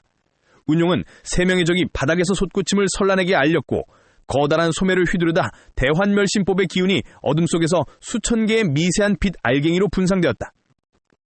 살수들의 눈에는 갑자기 수십 명의 운용이 나타나 자신들의 목을 겨누는 환영이 보이기 시작했다. 살수 우두머리는 당황하며 환술에 속지 말라고 소리쳤으나 이미 그의 부하들은 허공에 대고 광분한 듯 칼질을 해대고 있었다. 찰나의 순간 설란의 신형이 유령처럼 쇄도했다. 설란의 푸른 검광이 어둠을 일직선으로 가르자 장로들을 압박하던 살수 2명의 목이 허공으로 솟구쳤다. 운용은 남은 7 중 4은 장로들에게 맡기고 설란과 함께 뒤에서 길을 모으는 우두머리들을 처리하자고 제안했다. 운용은 장로들이 스스로를 보호할 수 있도록 기막을 쳐서 시간을 벌어준 뒤 설란과 함께 가장 실력이 뛰어난 살수들을 향해 몸을 날렸다. 살수 우두머리는 비명을 지르며 최후의 마공을 끌어올렸지만 운용의 묵직한 관풍이 그의 가심뼈를 박살냈고 동시에 설란의 보검이 그의 심장을 꿰뚫었다. 단 한 명의 살수도 남기지 않은 채 상황은 종료되었다. 살수들을 모두 처리하자 상황이 종료된 후 울룡은 바닥에 쓰러진 시신들을 하나하나 살피기 시작했다. 그는 한 시신의 복면을 거칠게 벗겨냈는데 그 얼굴을 본 장문인과 장로들의 안색이 하얗게 질렸다. 그는 다름 아닌 화산파의 중견 장로 중 한 명인 곽진이었다. 울룡은 그가 품고 있던 은밀한 서신을 꺼내 보이며 이자가 천마교의 잠입암살단과 내흥하여 기관장치를 조작했음을 밝혀냈다. 시신들의 가슴팍에 새겨진 기괴한 혈마문양은 이들이 독고황뿐만 아니라 천마교와도 깊은 연관이 있음을 증명했다. 장문인은 내부의 배신자가 성역까지 길을 안내했다는 사실에 참담함을 금치 못하며 분노의 눈물을 흘렸다. 살수들을 모두 처리하자 동굴 더 깊숙한 곳에서 기묘한 한기가 느껴지는 무공수련장이 나타났다. 울룡은 대환멸심법의 기운을 거두지 않은 채 수련장 내부의 공기 흐름을 살피더니 벽면의 특정 부분을 예리하게 응시했다. 그는 곧 설란에게 은밀하게 전음을 보냈다. 방주, 저기 매화 그림이 그려진 벽면을 봐. 대환멸심법으로 살펴보니 저곳만 기운이 맴돌지 못하고 밖으로 새어나가고 있어. 저 뒤에 분명 무언가 더 있어. 방주, 장문인께 확인해보라고 말해. 설란 역시 울룡이 가리킨 곳을 집중해서 살피자 정순한 화산의 연기가 그곳에서만 기괴하게 뒤틀려 소용돌이치는 것을 느꼈다. 설란은 장문인과 장로들에게 다가가 벽면을 가리키며 입을 열었다. 장문인님, 이 벽면의 구도를 보십시오. 매화가 흩날리는 그림인 듯하나 꽃잎의 끝이 모두 한 곳으로 모이지 않고 특정 지점에서 기류가 끊겨 있습니다. 이는 내공의 흐름을 인위적으로 뒤튼 흔적이며 저 너머에 더 거대한 공간이 숨겨져 있다는 증거입니다. 설란의 상세한 설명에 장문인과 장로들이 벽 앞으로 모여들었다. 장문인은 손을 뻗어 벽면을 타고 흐르는 기운을 감지하더니 경악한 표정을 지었다. 이곳은 선대 장문인들이 명상하시던 자리인데 어찌하여 연기가 이토록 요동치고 있느냐며 장로들에게 숨겨진 기관장치를 확인하라 명했다. 장로들이 벽면의 매화꽃잎 무늬를 하나씩 누르며 장치를 찾던 중 가장 중앙에 위치한 꽃봉우리 모양의 석재가 안으로 쑥 들어가자 육중한 암벽이 좌우로 갈라졌다. 문이 열리자마자 뿜어져 나온 것은 수백 년간 응축되었던 서늘하고도 정순한 자홍빛의 연기였다. 그 안은 동굴이라 믿기 힘들 정도로 장엄한 풍경을 품고 있었다. 천장에는 만년한옥 조각들이 밤하늘의 별처럼 박혀 은은한 광채를 내뿜고 있었고 그 빛은 바닥을 흐르는 작은 영천에 반사되어 수련장 전체를 신비로운 보랏빛으로 물들였다. 벽면에는 화산의 시조들이 검법을 익히며 남긴 듯한 검흔들이 마치 살아있는 용처럼 꿈틀대고 있었으며 수련장 중앙에는 태고의 기운을 머금은 거대한 옥석 평상이 놓여 있었다. 그곳은 인간의 손길이 닿지 않은 채 화산의 천년도맥을 고스란히 간직한 성역 중의 성역이었다. 운용은 수련장 중앙의 옥석 평상을 살피더니 벽면의 특정 부분을 손가락으로 짚었다. 그는 장문인에게 화산의 검리는 매화가 피듯 사방으로 뻗어야 하는데 이 방의 기호는 누군가 억지로 장치를 틀어막아 중앙으로 압착되고 있다고 설명했다. 운용은 다시 설란에게 전음을 보내 상황을 알렸다. 여기는 이중으로 동굴을 만들어 두었나 본데 여기는 내가 작동시켜야겠어. 방주, 내가 장치를 열 테니 뒤에서 장문인을 지켜. 큰 진동이 올 거야. 운용이 천지대전의 진기를 손끝에 모아 벽면의 혈맥을 강하게 타격하자 수련장 전체가 진동하며 숨겨져 있던 비밀 공간이 열렸다. 이번에는 운용이 벽면의 비밀장치를 작동시키자 육중한 암벽이 좌우로 갈라지며 수백 년간 봉인되었던 진정한 성역이 그 모습을 드러냈다. 문이 열리자마자 일행을 맞이한 것은 코끝을 감도는 서늘한 매화향기와 전신을 짜릿하게 관통하는 정순한 기운이었다. 수련장 내부는 인간의 손으로 만든 공간이라기보다 신선이 거처하는 선계에 가까웠다. 천장에는 만년 한옥 조각들이 밤하늘의 은하수처럼 박혀 은은한 보랏빛 광채를 내뿜고 있었고 그 빛은 바닥을 흐르는 작은 영천에 반사되어 수련장 전체를 신비로운 환상 속으로 몰아넣었다. 무엇보다 일행의 시선을 압도한 것은 수련장 정중앙에 자리 잡은 거대한 심장석이었다.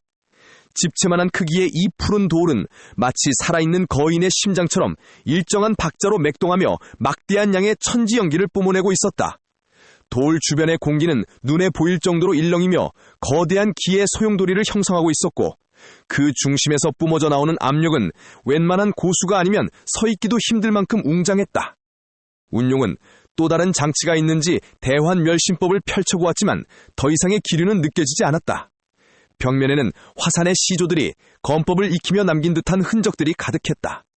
단순한 낙서가 아니었다. 그것은 검으로 새긴 무술 동작들이었는데 벽화 속의 인물들은 자홍빛 연기를 머금고 살아 움직이는 듯 보였다. 매화꽃잎이 흩날리는 찰나의 순간을 검로로 형상화한 동작들 사이사이에는 선인들이 남긴 구절들이 금빛으로 빛나고 있었다. 검은 마음의 매화요 기는 만리를 가는 향기니 아닌 것을 베고 돌을 세우니 하늘이 곧 나이다. 그 경건한 글귀들 아래 옥석으로 만든 서자 위에 놓여있는 것은 바로 금빛 자수가 놓인 낡은 서책 화산 비금이었다. 운용은 대환멸심법의 기운으로 비급과 벽화에 담긴 진의를 꿰뚫어보며 설란에게 전음을 보냈다. 방주아, 저 벽면에 그려진 동작들을 봐. 지금 화산파가 쓰는 초식들과는 차원이 달라. 특히 저 중앙의 돌에서 나오는 기운을 타고 운기하면 막혔던 혈도가 단숨에 뚫릴 거야. 저게 바로 화산파 무공의 진짜 뿌리인 거지. 비급은 크게 세 부분으로 나뉘어 있었. 첫 번째는 내공의 근원인 자하진기의 원형으로 현재의 화산파 내공보다 수배는 더 강력한 도가의 진기를 쌓는 법이 기록되어 있었다. 두 번째는 검 끝에서 피어나는 검광이 만리밖까지 기세를 떨치는 매화 만리향의 진이었으며 마지막은 하늘에서 매화꽃잎이 비처럼 내리듯 적의 혈도를 봉쇄하는 절정의 신법과 지법의 합일체인 천화봉신의 구결이었다. 장로들은 실전된 줄 알았던 비급의 등장과 중앙의 심장 속에서 뿜어져 나오는 연기의 몸을 떨며 전율했다. 운용은 온매무새를 가다듬으며 자신이 벽을 너무 세게 친 것 같다며 너스레를 떨었지만 그의 눈은 이미 수련장 전체의 기운을 조율하고 있었다. 장문이는 운용을 빤히 바라보더니 이것이 화산에 잃어버린 뿌리이며 설란방주와 운용이 문파에 천년의 미래를 선물했음을 엄숙하게 선언했다. 설란은 운용의 듬직한 뒷모습을 보며 속으로 고마움을 전했다. 장문인과 장로들은 거대한 심장석 주변으로 자리를 잡고 가부좌를 들었다. 돌에서 뿜어져 나오는 막대한 연기를 받아들이며 비급의 정수를 읽어보기 시작했다. 수련장 안은 자색 검기로 가득 차기 시작했다.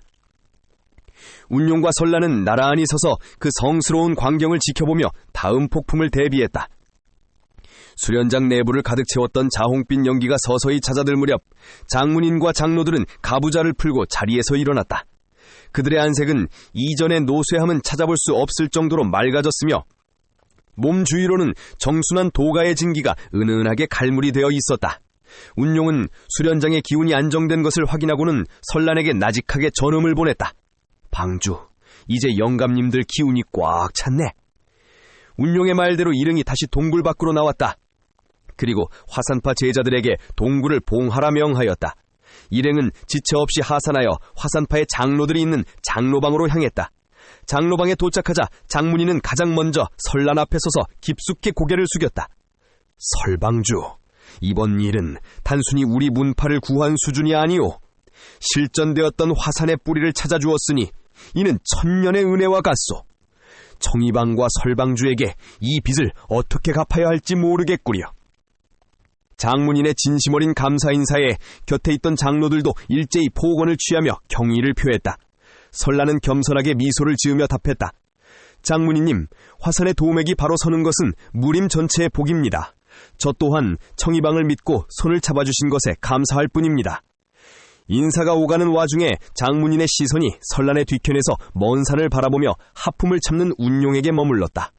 수련장에서 본 운용의 모습, 기관의 맥을 정확히 짚고 단 한 번의 타격으로 성역의 문을 열었던 그 범상치 않은 솜씨가 장문인의 머릿속을 떠나지 않았던 것이다. 그런데 설방주, 신뢰가 안 된다면 저기 계신 소협에 대해 물어도 되겠소?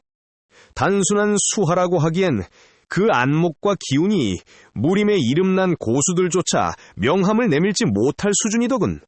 대체 정체가 무엇이오? 설란은 잠시 당황했으나 이내 운용이 미리 일러준 대로 태연하게 대답했다. 아, 저 친구 말입니까? 어릴 적부터 기문둔갑과 기관진식에 재능이 있어 방파에서 특별히 관리하던 인재입니다. 무공보다는 그런 잡기에 능해 이번에도 운 좋게 제 역할을 한 모양입니다. 장문이는 여전히 의구심 가득한 눈초리였으나 설란이 말을 아끼자 더는 캐묻지 않았다. 다만 운용을 보며 잡기라 하기엔 그 기운이 너무도 깊구나 라며 속으로 감탄할 뿐이었다. 운용은 대화가 자신에게 쏠리는 것을 피하려는 듯 짐진 목소리를 높였다. 아이고 방주님, 칭찬도 좋지만 이제 슬슬 낙양으로 돌아갈 채비를 해야 하지 않겠습니까? 그의 능청스러운 말에 장문인도 정신을 차린 듯 고개를 끄덕였다. 소현 말이 맞소. 우리는 내부의 배신자 곽진의 잔당들을 마저 척결하고 문파를 정화하는 대로 낙양으로 정예를 파견하겠소. 독고황과 천마교의 마수를 걷어내는데 화산파가 앞장설 것을 약속하오. 설란과 운용은 장문인의 배웅을 받으며 화산의 산문을 나섰다. 등 뒤로 보이는 화산의 봉우리들이 이전보다 훨씬 밝고 강인한 기운을 내뿜고 있었다. 운용은 설란에게 전음을 보냈다. 방주님, 이제 진짜 싸움은 낙양에서 시작될 거야. 독고왕이 화산에서 실패했다는 걸 알면 수단과 방법을 가리지 않을 테니까. 설란은 결연한 표정으로 고개를 끄덕이며 말의 고삐를 꽉 쥐었다. 화산의 뿌리를 찾은 그들의 다음 행선지 낙양에는 더 거대한 폭풍이 기다리고 있었다. 하늘은 마치 거대한 먹물을 쏟아부은 듯 어둑했다. 쉴 새 없이 쏟아지는 장대비는 마차의 지붕을 뚫을 듯 거세게 두드렸고 바퀴가 진흙탕을 구를 때마다 둔탁한 소리가 산길에 울려 퍼졌다. 마차의 작은 창 너머로는 비바람에 거칠게 휘어지는 나무들이 유령처럼 흔들리고 있었다. 눅눅한 흙내음과 차가운 빈모 냄새가 좁은 마차 안까지 스며들어 공기를 무겁게 가라앉혔다. 하운용은 품 안에 낡은 지도를 만지작거렸다. 손끝에 닿는 종이의 질감은 거칠었으나 그 지도가 가리키는 진실은 그보다 훨씬 날카로웠다. 마주 앉은 설란의 얼굴 위로 흔들리는 등불 그림자가 길게 드리워졌다. 설란은 화산에서 자신이 펼쳤던 화산검법을 복기 중이었다. 정식으로 배우지는 못했으나 화산의 기운이 절로 검법을 펼치게 한 듯했다. 화산에 초대받기 전 화산에서 청이방으로 보내온 검법서를 통해 이미 매화검법을 익혔던 터였다. 아미파의 추식과 화산파의 검리가 머릿속에서 어우러졌고 그는 사유의 검기 속을 논일며 두 검법의 정수를 하나로 꿰어가고 있었다. 하운용은 그녀의 시선을 피하며 낮게 입을 열었다. 설란, 나는 소림사에 잠시 들렀다 가야겠어. 설란의 눈동자가 흔들렸다.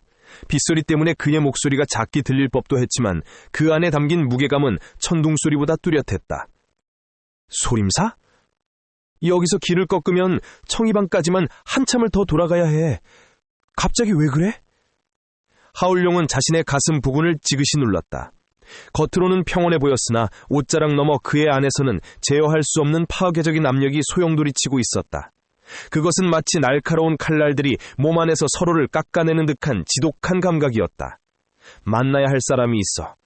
내 몸 안에서 날뛰는 이 기운의 정체를 알고 있는 유일한 분이야. 그분을 만나지 않고서는 이 숨막히는 압력을 더는 견디기 힘들 것 같아.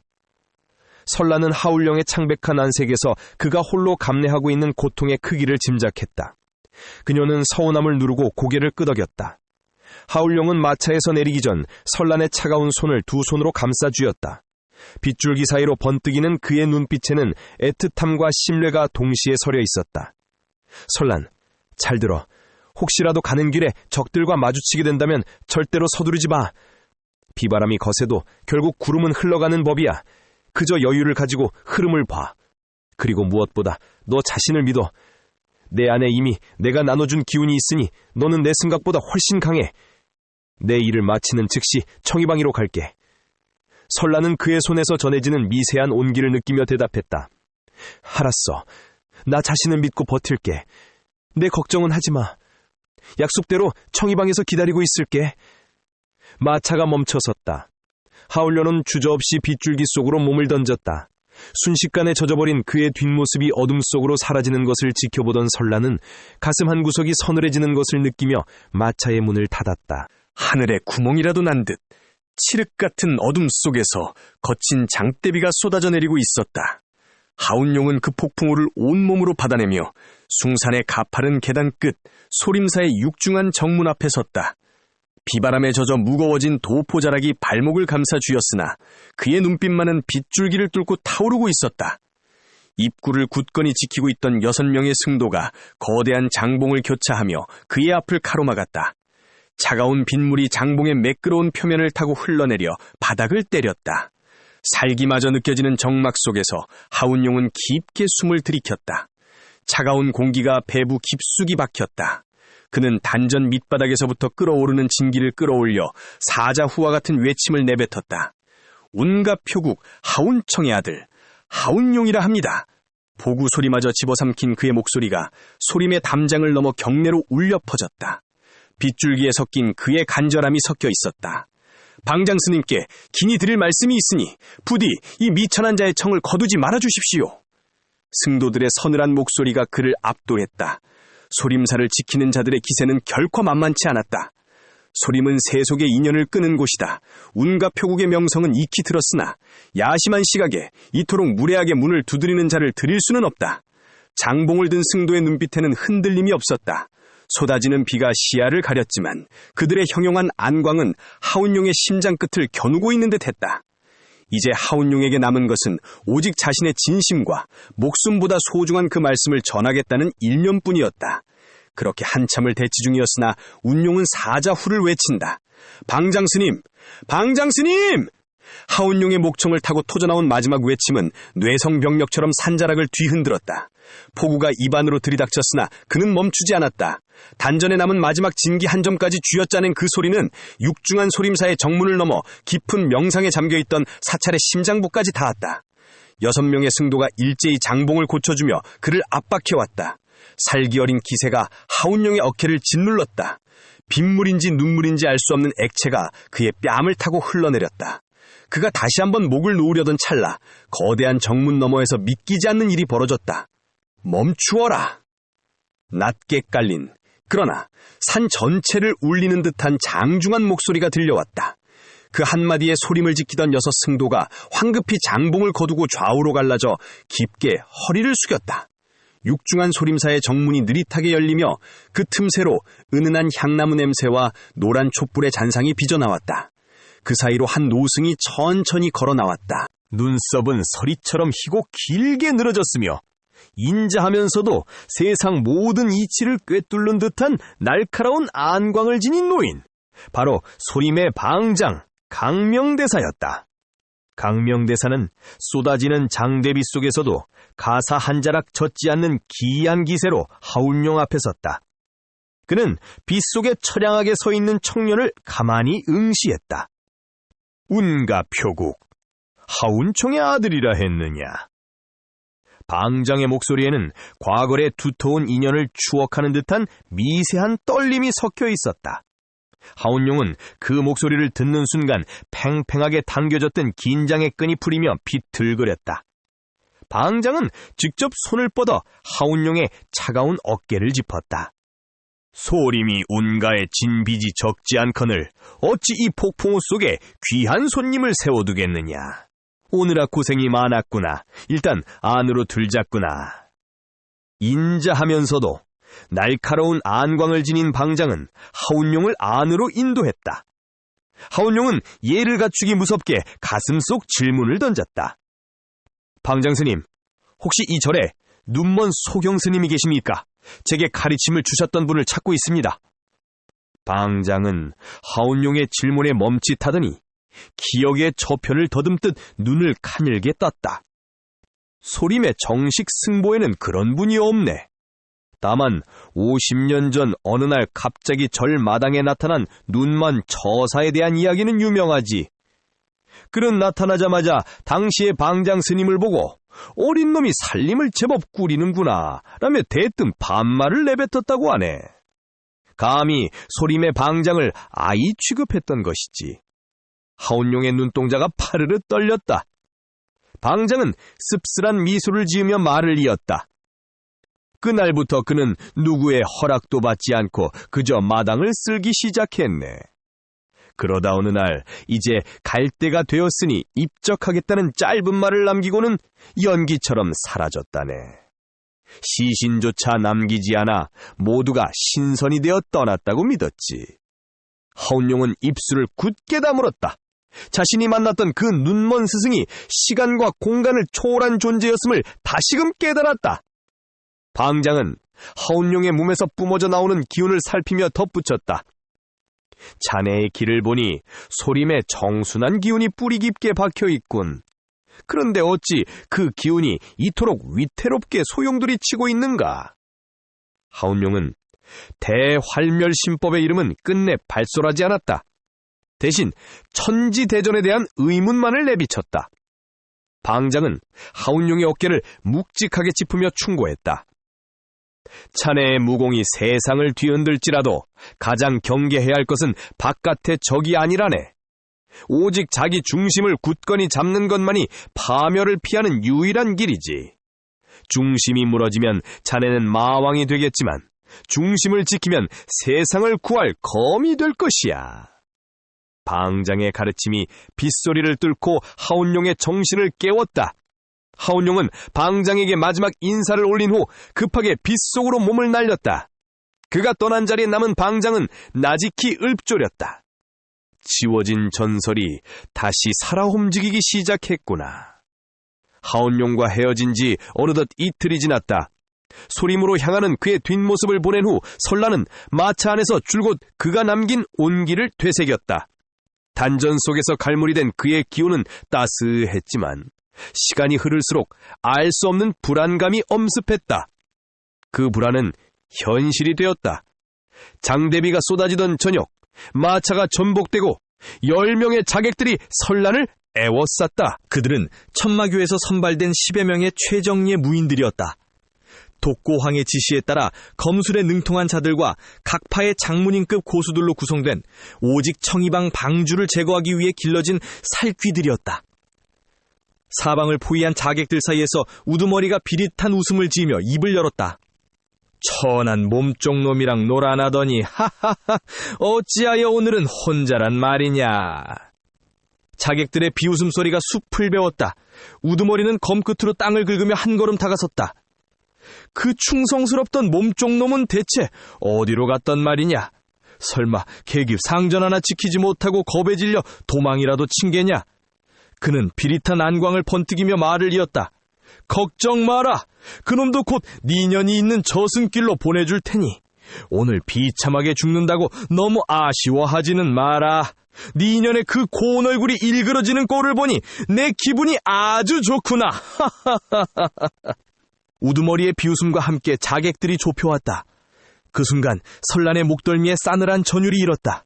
그녀는 번개처럼 뒤로 돌아 검을 내리쳐 뒤를 노리던 적의 검을 튕겨냈고 곧바로 회전하며 정면에 검을 막아낸 뒤 적의 가슴을 강하게 걷어참과 동시에 검을 날렸다. 자객 하나가 비명과 함께 진흙탕에 처박히며 포위망이 순간적으로 벌어졌다. 하나. 설란이 손가락 하나를 펼쳐 살수들에게 보여주었다. 찰나의 정적이 흐르고 동료가 허무하게 쓰러지는 것을 본 살수들의 눈빛에 망설임이 서렸다. 그러나 팽팽한 긴장감도 잠시 오른쪽과 뒤쪽에서 동시에 서슬퍼른 검광이 날아들었다. 설란은 왼쪽으로 몸을 날리며 달려나갔다. 오른쪽 칼날을 검신으로 밀어내고 그 반동을 이용해 뒤쪽 적의 복부를 발로 강하게 찼다. 그 순간 정면에서 대기하던 자객 둘이 동시에 쇄도했다. 설란은 주저없이 진흙바닥으로 몸을 던져 굴렀다. 흙탕물이 튀는 찰나 바닥을 훑으며 휘두른 그녀의 검이 적들의 발목과 허벅지를 연달아 베어넘겼다. 둘. 설란의 입가에 살벌한 미소가 흘렀다. 비틀거리며 일어선 설란의 입안에 비릿한 피 냄새가 감돌았다. 하운용과 대련할 때와는 차원이 달랐다. 한순간의 실수로 죽을 수도 있다는 실전의 공포가 엄습했지만 설란의 눈빛은 오히려 더욱 강하게 바라고 있었다. 핏물과 진흙물이 섞여 흐르는 도포, 빗물에 젖어 흩어진 머리카락 사이로 물방울이 뚝뚝 떨어졌다. 아직도 덤빌 테냐? 죽음뿐이다. 설란은 먼저 파고들었다. 오른쪽을 공격하는 척하다 전광석가처럼 검노를 받고 왼쪽 자객의 가슴을 내려쳤다. 넨, 아직도 덤빌 텐가? 하지만 그 대가로 적의 검끝이 설란의 어깨에 작은 검환 모양의 상처를 남겼다. 조금만 늦었더라면 크게 베었을 위험한 순간이었다. 설란아, 침착하자. 적은 하나가 아니다. 호흡을 뺏기면 끝이야. 그녀는 타오르는 불길처럼 덮쳐오는 살기 속에서 차갑게 가라앉은 마음으로 속으로 되뇌었다. 자객이 비릿한 미소를 지으며 내지는 검신이 그녀의 가슴팍을 겨누고 지쳐들어왔다.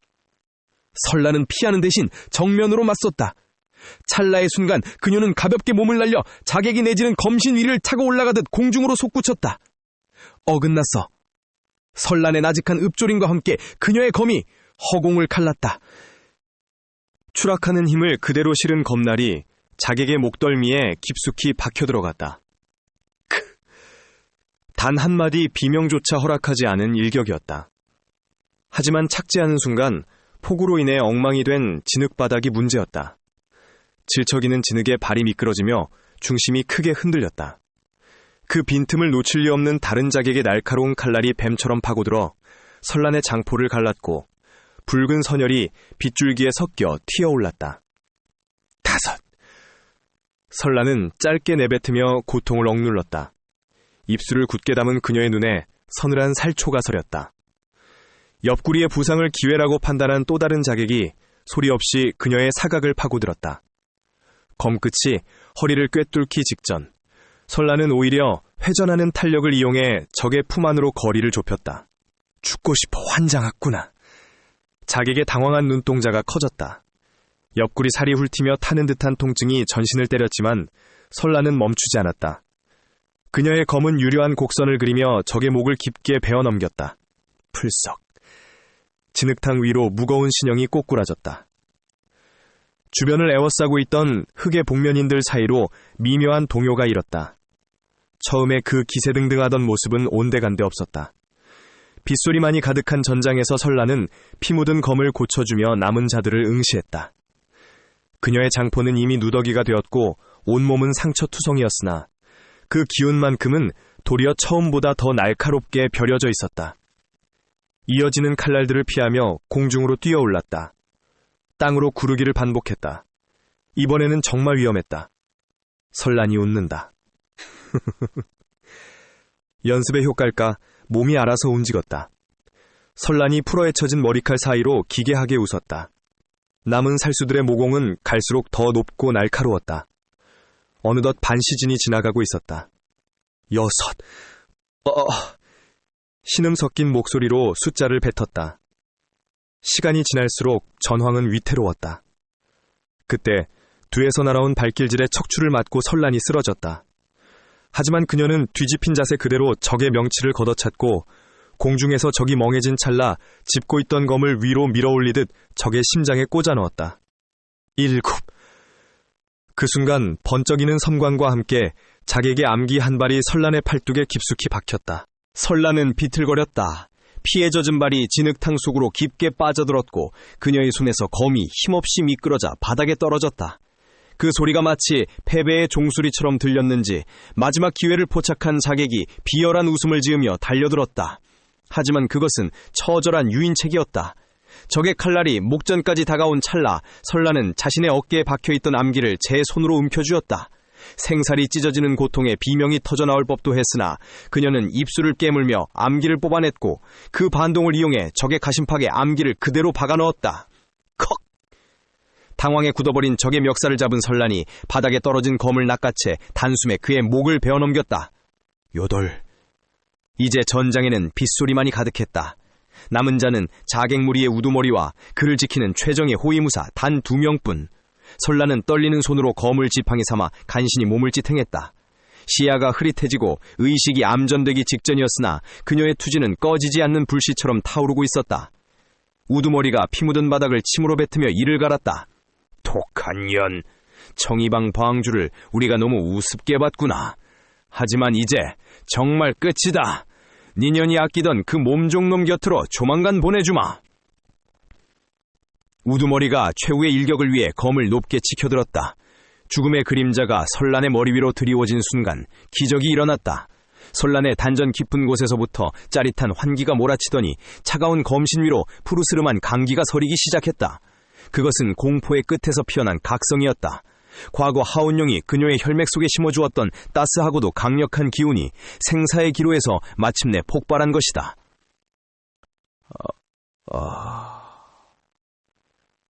이 눈부신 고요함이라니. 세상이 멈춘 듯 느려졌다. 귀를 찢을 듯하던 빗소리는 멀어지고 허공을 가르며 떨어지는 빗방울 하나하나가 투명한 보석처럼 선명하게 보이기 시작했다. 대환멸심법의 절대적인 경지가 그녀의 감각을 완전히 열어젖힌 것이다. 악을 쓰며 달려드는 우두머리와 호위무사의 동작은 지독하게 느리고 투박해 보였다. 설란의 입가에는 잔인할 정도로 아름다운 미소가 피어올랐다. 하운용, 너의 무의세성이 이것이었구나. 그가 그녀에게 보여주고 싶어 했던 세상이 이토록 눈부시고 정적이었던가. 설란은 환희에 찬 눈빛으로 가볍게 몸을 일으켰다. 그녀의 검날이 허공에 유려한 선을 그리며 번뜩였다. 이제 조금 전에 지친 설란의 검날은 없었다. 빗줄기를 가르고 나아간 검끝이 호위무사의 목을 스치듯 베고 지나갔다. 죽음을 예감한 자의 귀에 설란의 서늘한 속삭임이 닿았다. 지옥으로 가는 길은 내가 배웅해주지. 9. 그리고 마지막, 우두머리의 가슴을 관통하는 절대적인 일격. 번개가 대지를 비추는 순간 시체들 한가운데 홀로 선 설란이 마지막 숫자를 완성했다. 10! 끝이다. 죽어가는 살수들은 경악했을 것이다. 자신들의 목숨이 끊기기 직전 그들은 눈앞에서 수도 없이 교차하며 쏟아지는 투명한 검기의 환영을 보았다. 그것은 비현실적인 빛의 그물이었고 인간의 눈으로는 도저히 쫓을 수 없는 신의 궤적이었다. 그 수천, 수만의 검로 중 단 하나만의 실체가 되어 그들의 심장과 목을 스쳐 지나갔을 뿐이었다. 쓰러져 죽어가는 목소리로 그가 말했다. 무엇 있더냐? 그 검기는, 우두머리는 가슴에 박힌 검날을 멍하니 내려다보았다. 믿을 수 없다는 듯 마지막 말을 내뱉던 그의 고개가 힘없이 꺾이며 진흙탕 위로 고꾸라졌다. 차갑게 식어가는 그의 눈에 마지막으로 담긴 것은 빗속에서 찬연하게 빛나던 여검객 설란의 눈부신 잔상이었다. 울룡아, 나 해냈어. 설란은 안도 섞인 미소를 머금은 채 차가운 진흙바닥으로 천천히 무너져 내렸다. 승리의 환희보다는 그저 이겼다는 안도감이 그녀를 감싸 안았다. 사방에는 처참하게 널브러진 10구의 시체들만이 나뒹굴었고 오직 무심한 핏소리만이 죽음이 내려앉은 전장을 메우고 있었다. 의식을 잃어가는 그녀의 흐릿한 시야 너머로 장대비를 뚫고 미친 듯이 달려오는 검은 그림자 하나가 보였다. 진흙을 박차고 비바람을 가리며 오직 그녀만을 향해 절규하듯 거칠게 달려오는 그림자. 꿈속에서조차 잊지 못했던 그 처절한 형체였다.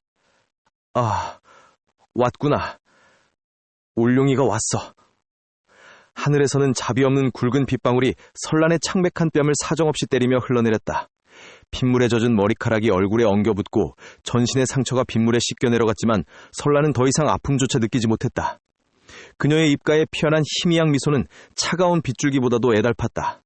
설란은 그가 가까워지는 발소리를 환청처럼 들으며 마지막 남은 기력을 다해 그를 헤매 손을 뻗으려다 이내 힘없이 떨구었다.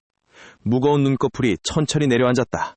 설란은 자신을 부르는 듯한 환청 같은 목소리를 품에 안고 스르르 눈을 감으며 어둠 속으로 가라앉았다. 그녀의 얼굴 위로 쏟아지는 차가운 빗방울만이 그녀가 살아있음을 증명하며 조용히 요동치고 있었다. 진흙탕 속에 꺾인 꽃처럼 쓰러진 설란을 발견한 하운용은 그녀를 낚아챘다. 차갑게 식어가는 그녀의 체온은 쏟아지는 장대비보다 더 시렸고 하운용은 전복된 마차를 단숨에 일으켜 세우며 마차 안으로 그녀를 밀어넣었다.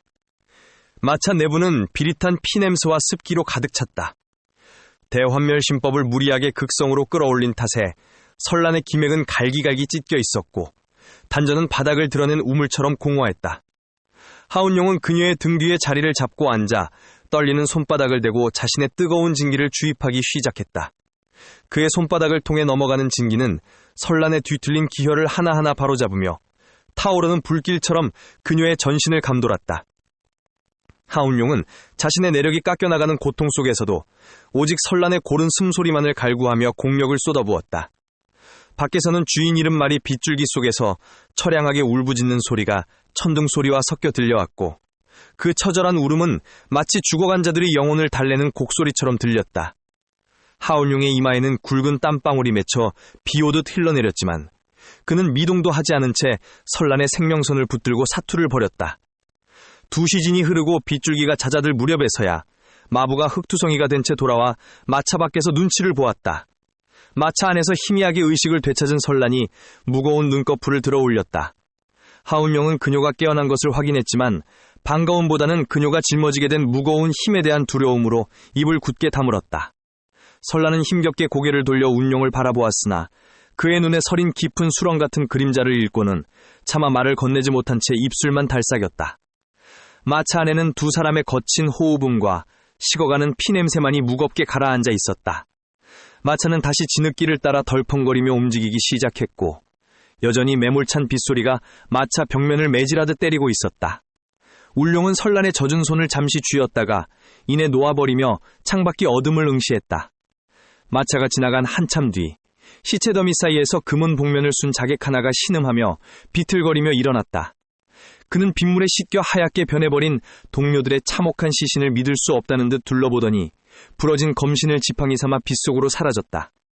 그가 딛는 발걸음마다 짙은 선혈이 빗물에 희석되어 붉은 자국을 남겼으나 쏟아지는 비는 그 흔적조차 지우려는 듯 더욱 거세게 몰아쳤다. 마차의 덜컹거림 속에서 하운용은 소림사 방장이 남겼던 말을 끊임없이 되새겼다. 마왕이 되던지 무림의 의가 되던지. 그 말은 저주처럼 귓가를 맴돌며 가슴을 짓눌렀고 그 울림은 마치 소림의 거대한 범종 소리처럼 그의 정신을 뒤흔들었다.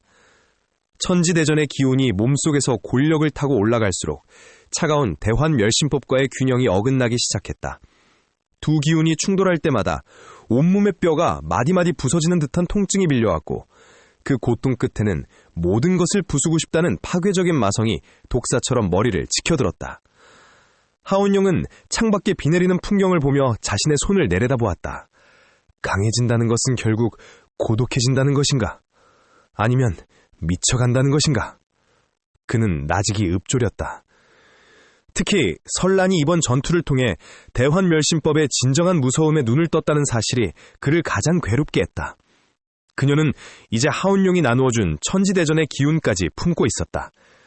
그것은 정제되지 않은 야수의 이빨과 같았고 무궁의 끝이 결국 환멸과 파멸뿐이라는 것을 너무나 잘 아는 그에게 설란의 각성은 축복이 아닌 끔찍한 재앙의 전조로 느껴졌다.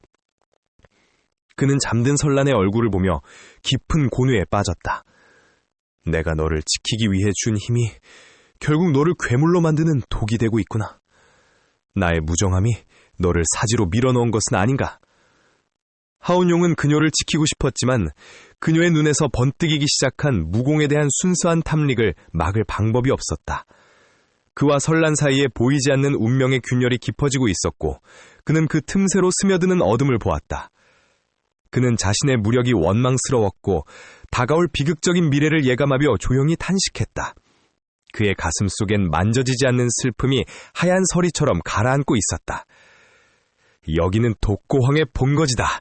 장로까지 죽었단 말이냐. 그것도 단 한 명의 계집에게. 보고를 받은 독고황의 포효가 교단의 천장을 뒤흔들었다. 탁자를 내리친 그의 손등에 굵은 힘줄이 솟구쳤고 그 충격으로 육중한 집무 책상이 가루처럼 부서져 나갔다. 사방으로 튀어나간 목재 파편들이 시종들의 뺨을 긋고 지나갔지만 누구 하나 신음조차 내지 못하고 고개를 숙였다. 그는 피투성이가 되어 돌아온 생존자를 발로 걷어차며 소리쳤다. 전마 십자호도 소용없고 장로들조차 10명 대 1명의 승부에서 패했단 말이냐. 고작 어린 계집 하나 때문에 교주인 내가 직접 나서서 피를 묻혀야 한단 말인가. 독고왕의 눈에는 광기와 치욕이 뒤섞여 타올랐고 그가 내뿜는 살기에 주변의 공기는 숨쉬기조차 힘들 만큼 무겁게 얼어붙었다. 그는 곧바로 흑골마와 천마 십자호 그리고 각 지역의 문파 10여 명의 장로를 연무장으로 긴급 소집했다. 장대비가 쏟아지는 연무장에 모인 장로들은 교주의 살기에 숨을 주겠다. 독고황은 빗물이 고인 바닥을 지려밟으며 흑골마의 턱끝을 검차로 들어올렸다. 날카로운 새부치가 살을 파고들듯 닿았지만 흑골마는 숨조차 제대로 쉬지 못했다. 말을 보아라, 흑골마. 이것이 네가 호언장담하던 대책의 결과냐? 네 놈의 목숨이 몇 개라도 이 치욕을 씻기엔 부족할 것이다. 흑골마가 사들사들 떨며 대답하지 못하자 독고황은 싸늘한 미소를 지으며 장로들을 향해 돌아섰다. 그의 눈빛은 이미 인간의 것이 아니었다. 무능한 자에게 줄 자비는 내게 남아있지 않다. 지금 당장 이 자리에서 대령을 해보아라. 죽일 듯이 싸워보아라. 이기는 자만이 내 앞에 고개를 들 자격을 얻을 것이요. 지는 자는 자리에서 물러나야 될 것이다. 독고황의 말에서 물러난다는 것은 곧 죽음을 의미했다. 천마 십자호와 장로들이 주저하며 서로 눈치를 보자 독고황의 목소리가 지하 깊은 곳에 울림처럼 낮아졌다. 왜? 싸우지 않는 것이냐? 두려운가? 아니면 내가 너희 모두를 직접 찢어버려야 움직이겠는가? 지금 당장 검을 들지 않는 자는 내가 손수 사지를 잘라 개모기로 던져주겠다. 교주님, 어찌 저희끼리 피를 보러 하십니까? 한 장로가 절규하듯 외쳤으나 독고황은 대답 대신 손가락을 튕겼다. 파공음과 함께 그 장로의 어깨가 폭발하듯 터져나갔다. 질문은 허락하지 않았다. 내 인내심을 시험하지 마라. 동료의 목을 치지 못하는 자는 내게 그저 고깃덩어리일 뿐이다. 공포에 질린 장로 하나가 비명을 지르며 먼저 검을 뽑아 옆 사람의 어깨를 베자 연무장은 순식간에 비명과 검명이 뒤섞인 아수라장이 되었다. 빗줄기는 붉은 소녀를 씻어내지 못하고 바닥을 핏빛 연못으로 만들었다. 독고왕은 피 튀기는 광경을 흥미롭다는 듯 지켜보다가 합을 맞추며 시간을 끄는 장로에게 전광석화처럼 다가가 단숨에 그의 가슴을 꿰뚫어 척살했다. 부족하다. 이따위 어설픈 실력으로는 그 기집의 발끝에도 미치지 못한다. 너희 같은 쓰레기들이 내 장로라는 사실이 환멸스럽구나. 그는 바닥에 고인 핏물을 무심하게 밟으며 남은 자들을 멸시하며 명령했다. 전부 지하 수련실로 쳐넣어라. 그곳에서 서론을 잡아먹고 살아남은 괴물만이 다시 빛을 볼 것이다. 실패한 자에겐 그곳이 그대로 무덤이 될 것이니 살고 싶다면 인성을 버리고 귀물이 되어 돌아오너라. 그는 피 묻은 소매를 털며 차갑게 등을 돌렸다. 등 뒤로 수련실의 육중한 철문이 닫히는 소리가 들렸고 그 안에서 장로들의 처절한 비명이 다시 시작되었다. 독고황의 입가에는 비릿한 미소가 걸렸다. 이제 그곳에서 나올 것은 사람이 아니었다. 설란의 회복력은 하온룡의 기운 덕분인지 경이로울 정도였다. 그녀는 붕대가 감긴 손을 쥐었다 펴며 마지막 전투의 감각을 세밀하게 복기했다. 적 앞에서 수없이 칼을 휘둘렀지만 그녀의 눈에 비친 세상은 완전히 멈추어 있었다. 빗방울의 궤적조차 정지된 유리구슬처럼 보이던 그 기적 같은 경험. 설란은 그 감각을 잊지 않기 위해 다시 운기를 시작했다. 그러자 손끝에서부터 차갑고 투명한 하얀 서리가 맺히기 시작했고 주변의 공기가 비현실적으로 정체되었다. 사물이 느리게 움직이고 자신의 호흡조차 길게 느껴지는 절대적인 지배감. 그것은 무공을 넘어선 금단의 신비였고 설란은 이 감각이 주는 압도적인 우월감에 전율하며 매료되었다. 며칠 후 비무장의 서늘한 군기를 가르며 설란이 모습을 드러냈다. 그녀의 앞에는 문중에서 내로라 하는 정의 무사인 삼검이 검기를 뿜어내며 마주섰다. 대련의 시작을 알리는 신호와 함께 설란의 눈빛이 돌변했다. 눈동자 깊은 곳에서부터 서늘한 천광이 일렁이며 뿜어져 나왔고 그 빛이 닿는 곳마다 공기가 얼어붙는 듯한 착각을 불러일으켰다. 삼검 중 한 명이 비릿한 검풍을 휘감으며 사납게 쇄도했다. 바닥에 흙먼지를 집어삼킬 듯한 기세였으나 설란의 신용은 이미 그 자리에 없었다. 그녀가 발을 내디딜 때마다 비무장 바닥에는 기이한 현상이 일어났다. 그녀의 발끝이 닿는 지점마다 옅은 서리꽃이 피어나기 시작한 것이다. 그 서리꽃이 찰나의 순간 피어오를 때마다 세상은 마치 고요 속에 잠긴 듯 멈춰섰다. 멈춰진 시간 속을 유령하던 설란이 첫 번째 검객의 가슴 앞에 멈춰섰다. 그녀의 입술이 차갑게 갈삭였다. 검로가 지나치게 정직해. 살기에 취해 중심이 무너진 것도 모르는구나. 말이 끝나기도 전 설란의 목검이 그의 명치를 가볍게 툭 쳤다. 실랏 같은 검기가 스쳤을 뿐인데도 사내는 숨을 들이키며 뒤로 나동그라졌다. 이어달려둔 두 번째 검객의 검끝이 설란의 어깨를 노렸다. 하지만 설란은 고개조차 돌리지 않은 채 검신을 타고 미끄러지듯 파고들었다. 속도에만 매몰되어 있군. 그 검끝에 실린 무게가 종잇장보다 가벼워. 설란의 싸늘한 지적이 비무장에 울려 퍼졌다. 그녀는 나비처럼 우아하고도 섬뜩하게 걸어다니며 목검으로 그들의 요혈을 정확히 짚어갔다. 삼검의 검로가 뒤늦게 허공을 가르며 허망한 궤적을 그리는 사이 설란의 목검은 이미 그들의 목숨줄을 수십 번도 더 오간 뒤였다. 마지막 우두머리 격인 검객이 악을 쓰며 대검을 내리찍자 설란은 차갑게 읊조렸다. 공포를 가리려 휘두르는 검은 결코 나를 뵐 수 없다. 갑자기 무공이 저렇게 변할 수 있단 말인가? 이건 사람이 아니라 귀신의 몸눈입니다. 옆에서 지켜보던 마성탁은 경악을 금치 못하며 벌어진 입을 다물지 못했다. 그 눈앞에 있는 설란의 모습은 더 이상 예전의 그녀가 아니었다. 마치 하온룡의 그림자를 보는 듯, 아니 하온룡 그 자체가 투영된 것 같은 압도적인 위압감이 비무장을 지배하고 있었다. 공기는 비정상적으로 차갑게 식어버렸고 비무장을 에워싼 정적은 날카로운 칼날이 되어 보는 이들의 피부를 훑었다. 설란이 숨을 들이킬 때마다 주변의 습기가 얼어붙어 하얀 김이 피어올랐다. 마성탁은 온몸에 돋는 소름을 느끼며 중얼거렸다. 믿어지지 않는다. 이 짧은 시간 사이에 어떻게 울룡의 모습이 겹쳐 보인단 말인가? 마성탁의 눈앞에 서 있는 설란은 더 이상 그가 알던 천진하고 다정했던 여인이 아니었다. 그녀가 한 걸음을 내디딜 때마다 비무장의 흙바닥은 하얗게 얼어붙었고 그 기세는 마치 거대한 심연이 지면 위로 솟구치는 듯한 착각을 불러일으켰다. 그 압도적인 기운은 비무장 밖에 서 있는 제자들까지 뒷걸음질치게 만들 만큼 서슬퍼런 것이었다. 삼검은 자신들이 왜 쓰러지는지 어떻게 지적당했는지조차 인지하지 못한 채 추풍낙엽처럼 바닥에 처박혔다. 그들은 검을 든 손이 얼음장처럼 굳어버려 바들바들 떨고 있었다.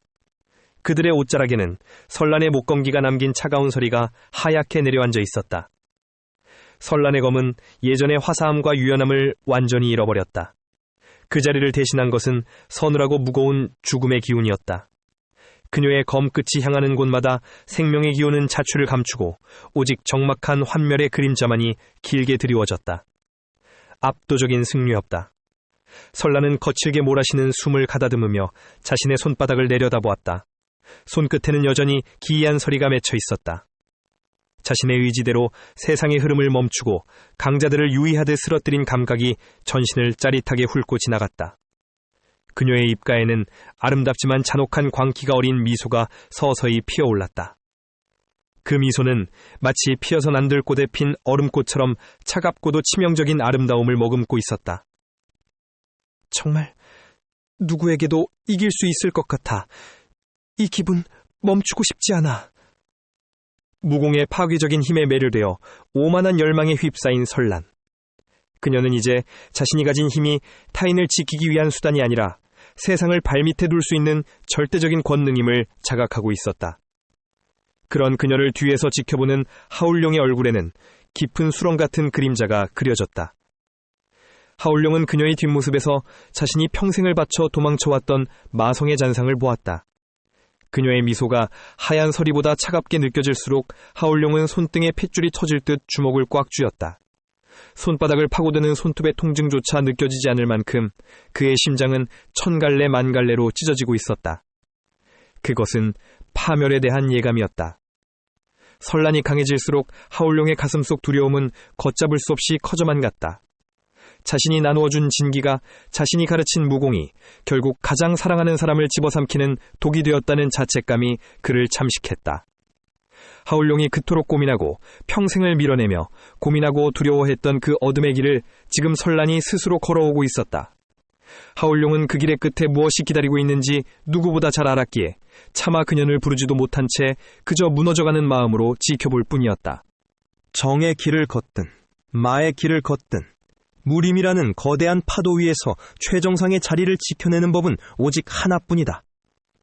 그것은 뼈를 깎는 고통을 견디며 스스로를 연마하는 진득한 노력뿐이다. 강호의 무사 중에는 하룻밤 사이에 갑자기 수십 년의 공력을 얻게 해준다는 전설적인 영약이나 등선한 고수의 절약이 담긴 비급을 만나는 이들도 적지 않다. 하지만 그것은 어디까지나 하늘이 내린 기회일 뿐 그 자체가 무공의 완성은 아니다. 기본적인 자질이 뒷받침되지 않은 채 받아들인 공력은 독이 되어 혈맥을 뒤틀고 스스로의 땀방울이 서리지 않은 초식은 실전의 찰나에서 무용지물이 될 뿐이다. 결국 천하제일이라는 이름은 세상이 주는 행운을 자신의 피와 눈물로 담금질하여 진정한 내 것으로 만든 자만이 허락받을 수 있는 신기루와 같은 경지인 것이다. 천마교 수련실 내부에는 차가운 습기와 지독한 혈향만이 감돌았다. 독고왕이 던져준 금단의 마공비급, 천마 파황공의 구결이 벽면에 새겨진 채 핏빛 광채를 내뿜고 있었다. 장료들은 살기 위해 서로의 숨소리를 죽이며 가부좌를 틀고 얹었다. 하지만 그들이 익혀온 정종의 기운과 독고황의 마공은 물과 기름처럼 섞이지 않았다. 내 단전이 타오른다! 칠흑 같은 어둠 속에서 첫 번째 비명이 터졌다. 장로 중 절반은 미처 마공을 받아들이지 못하고 기혈이 뒤틀리는 주화인마에 빠졌다. 그들은 자신의 혈도를 스스로 터뜨리거나 벽에 머리를 지식여가며 처참하게 죽어나갔다. 고수라 자부하던 자들의 시신이 바닥을 메웠고 그들이 쏟아낸 검은 피가 수련실 바닥에 강물처럼 흘렀다. 하지만 그 생지옥 속에서도 살아남은 자들이 있었다. 그들은 동료들의 비명과 죽음을 비료 삼아 억지로 마귀를 몸 안에 우겨 넣었다. 인간의 이성을 깎아내고 그 자리를 잔혹한 사리로 채우자 비로소 마공이 그들의 골격에 자리를 잡기 시작했다. 한 달 후 다시 철문이 열렸다. 문 밖으로 걸어나오는 자들은 이전에 비굴하던 장료들이 아니었다. 주화인마의 고통을 이겨내고 살아남은 자들은 전신에서 서늘한 흑색 진기를 뿜어내는 진정한 마도의 고수들이 되어 있었다. 그들의 눈빛은 정적인 고요함을 머금었으나 그 내면에는 언제든 폭발을 뜻한 파괴적인 힘이 응축되어 있었다. 독고황은 연무장에 서서 그들을 흡족하게 바라보았다. 반은 시체가 되었고 남은 반은 쓸만한 검이 되었구나. 살아남은 장로 중 한 명이 앞으로 나섰다. 그의 손끝에는 흑골마주자 긴장할 만큼 날카로운 마광이 서려 있었다. 그는 독고황 앞에 무릎을 꿇으며 예의를 갖췄지만 그간에 뿜는 위압감은 이미 문중의 사부들을 압도하고 있었다. 교주님, 이제 준비가 되었습니다. 그 계집의 목을 가져오겠습니다. 독고황의 비릿한 웃음소리가 연무장에 울려 퍼졌다. 인성을 버리고 강제로 경지를 끌어올린 이들 괴물 고수들은 이제 선란의 하얀 서리를 짓밟기 위해 길을 나설 준비를 마쳤다.